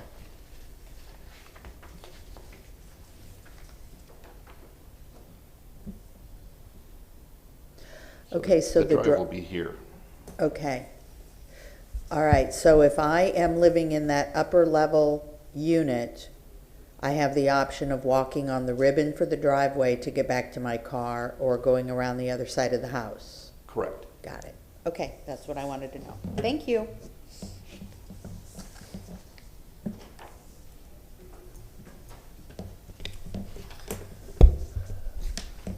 Actually, if you could put that rendering back up there. Okay, well, have you built this before? No, this is a new model. We had it approved. We're doing it, we just got the permit. It's going in at 1313 East 15th Avenue, a couple blocks east of. Okay, so what's your detail for how that stair hits the building? As far as the, Well, go back here, to rewind in your presentation, you said, here's the inspiration for this unit. That inspiration is a stair that's, kind of, it's not a mass, it's just stringers and stuff that goes up alongside. We see those all over the place in historic structures where they're kind of secondary to the house, and they don't really ever interface with the side of the house. They just kind of go up free. So in this particular model, you're showing something that's a big cast stair. You've got the siding coming down. You're going to have water driving down into there. I mean, practically, what is that detail for how that comes across? this is all built out of CME block and concrete. Right, but when you go across that stair into the siding, yeah, when the stair hits the siding, what's that detail? We use there's a flashing detail that we use to wick the water away, and this whole side is actually, the sheathing is actually a Durarock product that we use as well. Okay, so there's a flashing detail. You're treating it like all of your other Yes. conditions. Okay. I guess then I think that one of the things that does that one that you have that you're building, does it have a trim board on the side as it goes up? We like just stringer? actually started breaking ground last week on it. Okay, so you'll figure it out. Yeah. I would think it would have a trim piece along that too. Okay. Can you bring up the elevation of what you're proposing? Because I think it's different than this.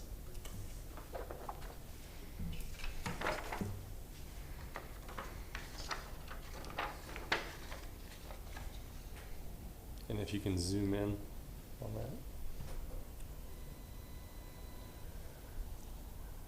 Okay, so the columns are similar, right? Yes. Okay, you're intending to do the same massing. Here you're not showing any guardrails. I'm assuming that's just left off the drawing. Correct. Okay. And then we would have, here you're showing, is that are there multiple columns in the brick?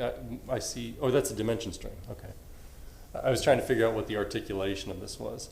And so on the stairs, with that 2.5 inch, kind of way that you've talked about on the top, the way the brick veneer, or the thin brick would stop. Right here? Mhm. Yeah. How does that work at the stairs? Well, the stairs would still just be flush. Right. How do you terminate the brick?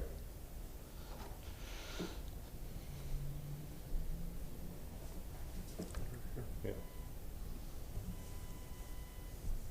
Typically, because it's thin brick, we just run it right flush to the top of the actual step and then along the riser. Okay.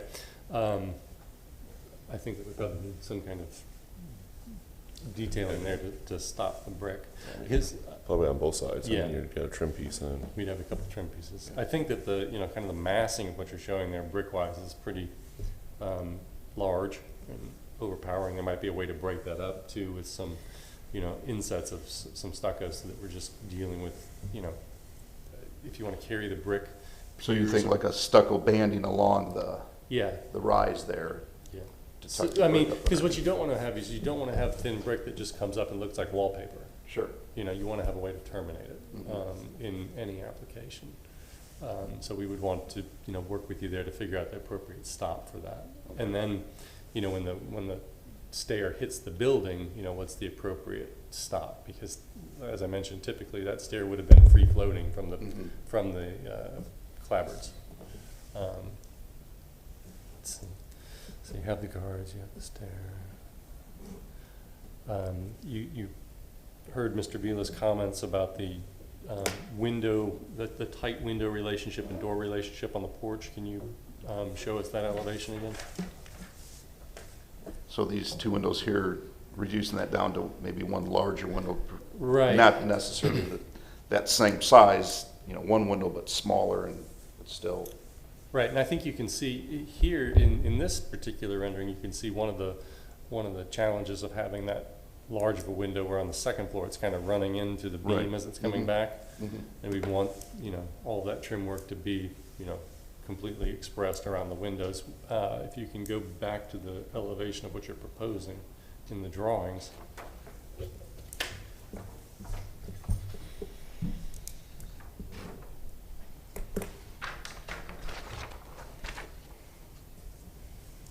So these windows here, reducing down to one smaller window, but still.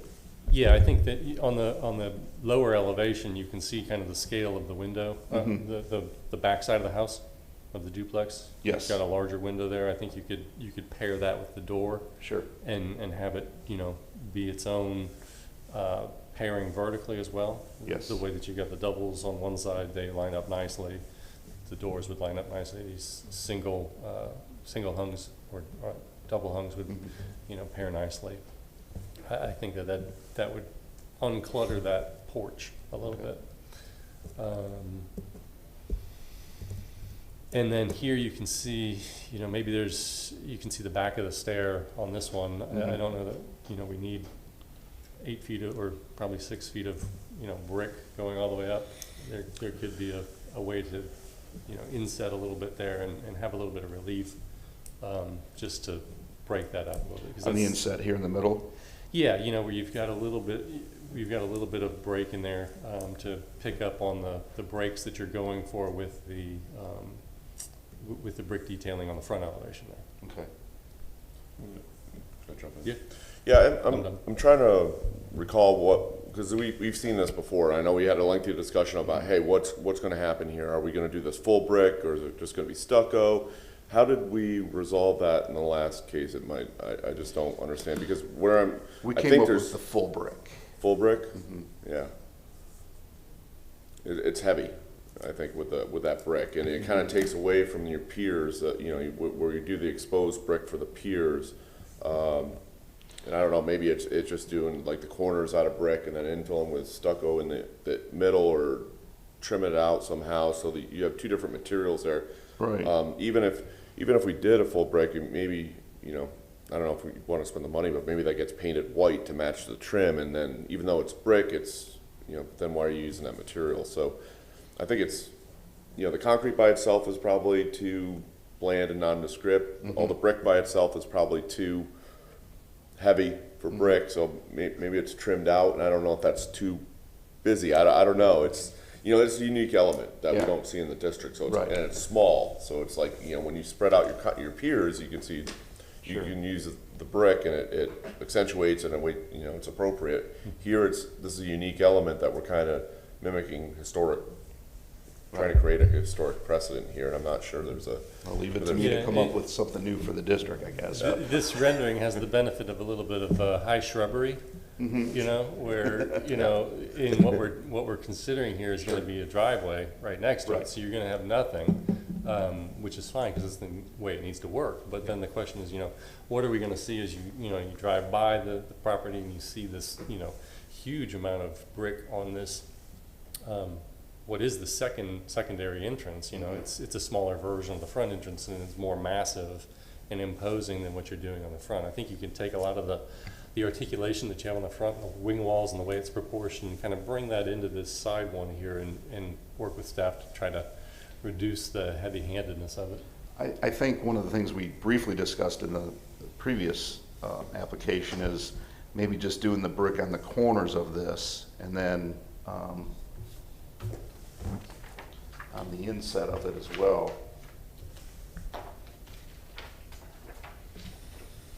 Yeah, it's kind of hard to determine what to do without seeing examples of it, you know? Yeah. And I think that's what we had talked about on the base, like he's saying, and then don't do the brick on the stairs itself, or maybe just do the banding that you talked about, but not the brick. That's what I think I recall Yeah. from. Yeah.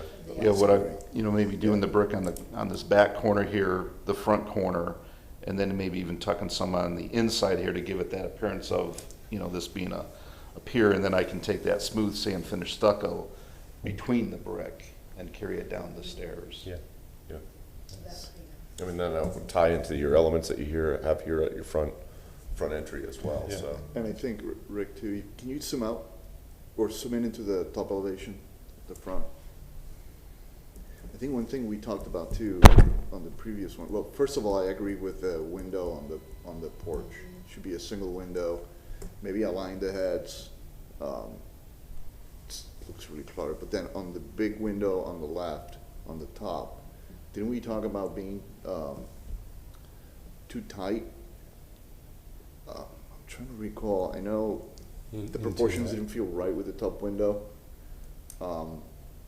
It just felt too high, or I think it was the banding on top of it that was an issue. I can't remember now, but I know it's something that we brought up during the last time we looked at this. Yeah, it kind of runs into, we saw it on one of the renderings, it kind of runs into the trim boards over here. And I think John had commented on that too. So, the window heads need to be aligned, probably with all your elements.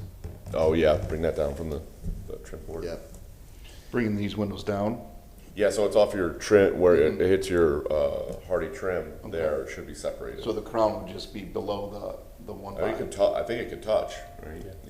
You could touch each other. You shouldn't have regular siding between it, but it shouldn't interfere with that, so it just has to come out a couple inches. And it's gonna help you with what's happening on the right too, inside the porch, if you align those two, I think. I just had another quick question on the driveway. Can you put up the site plan?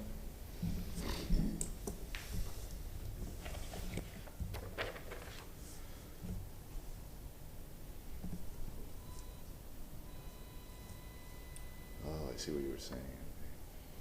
So the pavers are on the left side. The stepping stones Zoom here. in a little bit. If you don't mind. What's Yeah, that? so when you come out Zoom that in a little door, bit. A little closer. you are right there at the driveway. Yeah. Which, Put it down. Yeah. You can zoom out, Go no, to the too far. porches. Hold down the porches. There you go. There. So Ron was talking, we want to align those, keep them straight. And there's like a little sidewalk from the ribbon that comes up to the stair, but it doesn't connect to. Right. Is there a It's a tree little in bit different there? on the rendering. Yeah, is there a tree there? Why do we angle the, ribbon, just to get a side yard? There's a utility pole.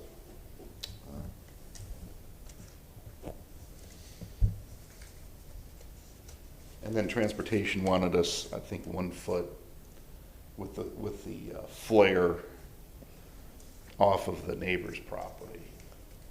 I guess code-wise, you can go up to the property, but they've been having issues with defining property lines, so. But there's a utility pole that's on the corner there.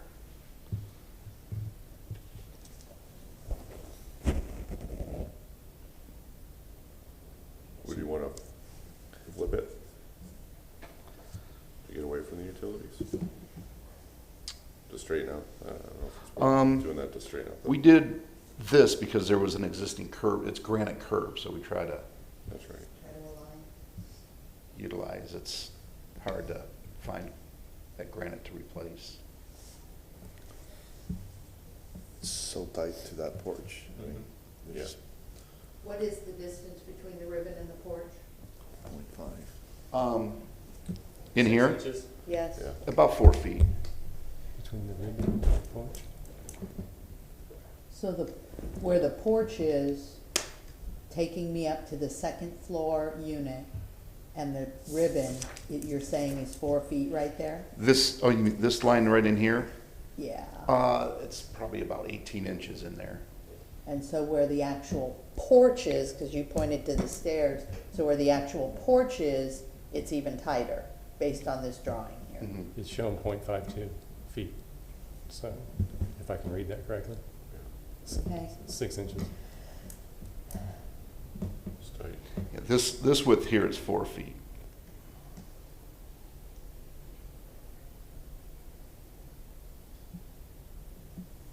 And then your landing bumps out to 5 feet, and then you're left with 6 inches before a car is going to be traveling by it. So it's going to get Typically, what we do in tight situations is we put crushed granite in there for the separation, since landscaping never grows. So we usually just put crushed granite right along there. What's the width of that stair? 4 foot. The landing's 5 because you're changing direction. So.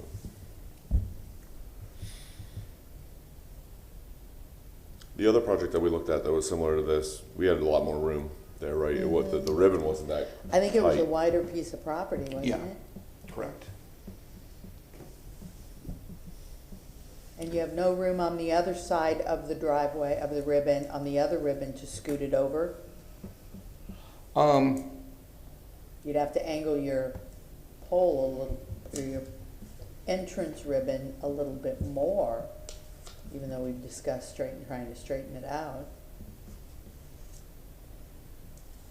I mean, you couldn't scoot I that think ribbon driveway transport- over a foot, could Yeah, you? transportation had said I think I needed to maintain a 3 foot. I'd have to 3 foot. get with John Because Marsh of on their that, pole. but I believe there was, Side yard. It's 1 foot. Yeah, It's I- 1 foot. It's gonna be 1 foot. 1 foot. And then on the other side, my question would be, I think you've got 2 feet there, am I reading, 3 feet there? Is there an opportunity to slide the building over a little bit more? Or do you have to leave it 3 feet 3 foot is the setback. setback?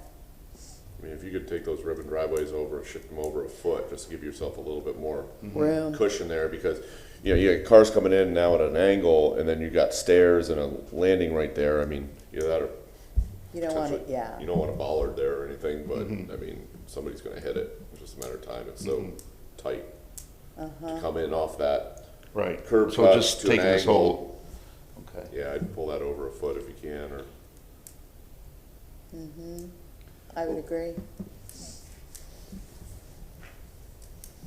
How wide are those ribbons?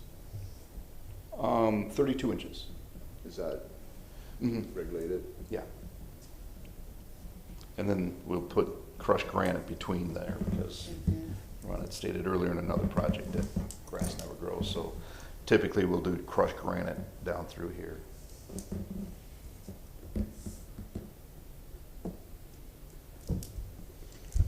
I have a few questions if you're ready. to Yeah, or- go. So, on the back side, there's a lot of concrete back there. I know you're required to have 2 parking spaces on site. I mean, obviously, Market's gonna wanna have 2 spaces per unit. Transportation's okay with all that concrete back there, and Yeah, one Not- thing Rhonda mentioned, there's this tree here, so part of this drive You can't or see that. parking unit has to be, okay, good. there's a 72-inch tree back here, so part of this parking area is gonna have to be pervious concrete. Okay. And everything's on a 5-foot grid, so you can get four cars angled in. Right, right. Transportation's not gonna require you to have a back, like a little 5-foot back-in space, or? No, during our HDRC meeting, that was addressed, and transportation was more than happy with what we had Okay. provided. Although they had stated 2, we just needed the 2, but we wanted to provide the 4 just because this block of 15th Avenue is extremely tight. Since you're gonna have to do some impervious concrete, would you wanna consider, and it's not really within our purview per se, but consider maybe doing half that driveway or something pervious and half concrete to kinda, Of the parking area? yeah, maybe that, Break it out. that back 20 feet goes impervious, would help the tree and maybe get a little less concrete back there. I think you still have to score it a 5-foot on center. I think you could score pervious concrete. Yeah. Right? Maybe something to consider. I think it's not really within our purview, I'd say. But. And one other comment was a 24-inch overhang versus 18. Are you proposing 18, or are you gonna go with the 16 inch. 16?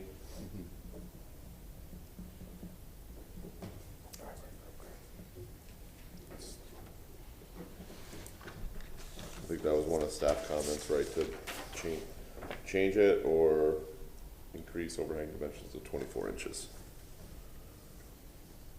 Can you zoom in more? More?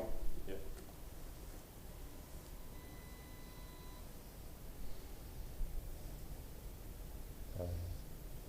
So what does that say? 16-inch overhang. 16 inches? Okay. Would you want to consider going to 24 on that? 16. Or stay at 16? I don't have a problem because on the west side, I've only got a 3-foot overhang, but I was able to locate fire rated, since I have exposed rafter tails, I was able to locate some fire rated 2x6 that I'll be able to use for that, so. So if you stay with the 16, given the tight site dimensions on this, then- I still have to use the fire rated.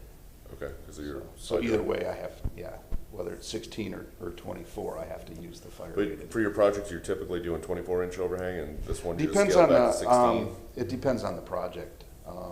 Like some of the larger duplexes that have come before the board were wider, so we went with wider, but some of the narrower ones, we've taken it down to 16 inch. It just depends on the scale of, the building. Okay. No gutters and downspouts or anything? Gutters and downspouts, yes. So it's gonna get bigger. It's going to get bigger, so you Yeah. probably want to stay with your 16 then. Yeah. Yeah, because I have to use the architectural gutter, which is about 4 inches, so. Right. So I think we're okay with 16 then, with the gutters. Okay. And we talked about you're going to make one larger window up front on the porch, On both first and second floor. first and second floor, yeah. Gutters and downspouts, and then the ribbon drive, you can slide that 1 foot to the east. Yeah, a little bit more wiggle. Okay, I have no other questions. Anyone else? Okay, if you want to summarize any, I think we've talked about a few changes here. I guess we'll kind of summarize those in the comment, but I think you seem to be okay with everything that we talked about as for proposed changes. So. Yeah, what I've done in the past is I'll get these changes with the designer and get with Ron and staff, get their approval before it goes into permitting. Okay. And you have a few minutes to summarize or rebut anything, and then we'll kind of close the public hearing and move on. Summarizing, we're going to make some changes to this, the second floor stair entry with the brick, and kind of coming up with something to kind of decrease what, the feeling of the massing there. Changing the first and second floor, these are actually the living rooms, so coming up with a smaller window, same height but smaller, bringing down this second floor so everything kind of matches up here header wise. I think in the site plan it does show that we're going to have the gutters and downspouts because we have to take everything out to bubblers out front, and then work with transportation and get that the ribbon drive moved to the east.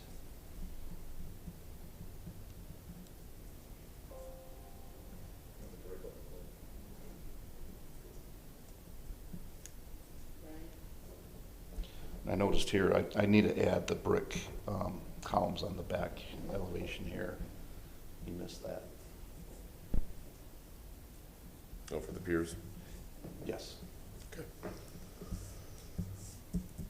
Okay. We're gonna go ahead and close the public hearing then. We can have a discussion among ourselves before a motion. No, I think I'm good. I understand what you guys presented. I think I'm good. You wanna complete the trifecta? Yep. All right. The quadrifecta? I know. Quadrophenia? Move to grant certificate of appropriateness for the drawings and documents presented at this public hearing in BLC 22-16 for the property located at 915 East 15th Avenue with the following conditions. Condition 1, sidewalks would be scored 3x3, drives would be scored 5x5. Applicant will work with transportation to see if the curb cut and access into the site can be straightened out. Applicant will work with transportation and staff for the extent of pervious pavement that's required at the 72-inch tree, considering perhaps taking half of the pavement there and making it pervious.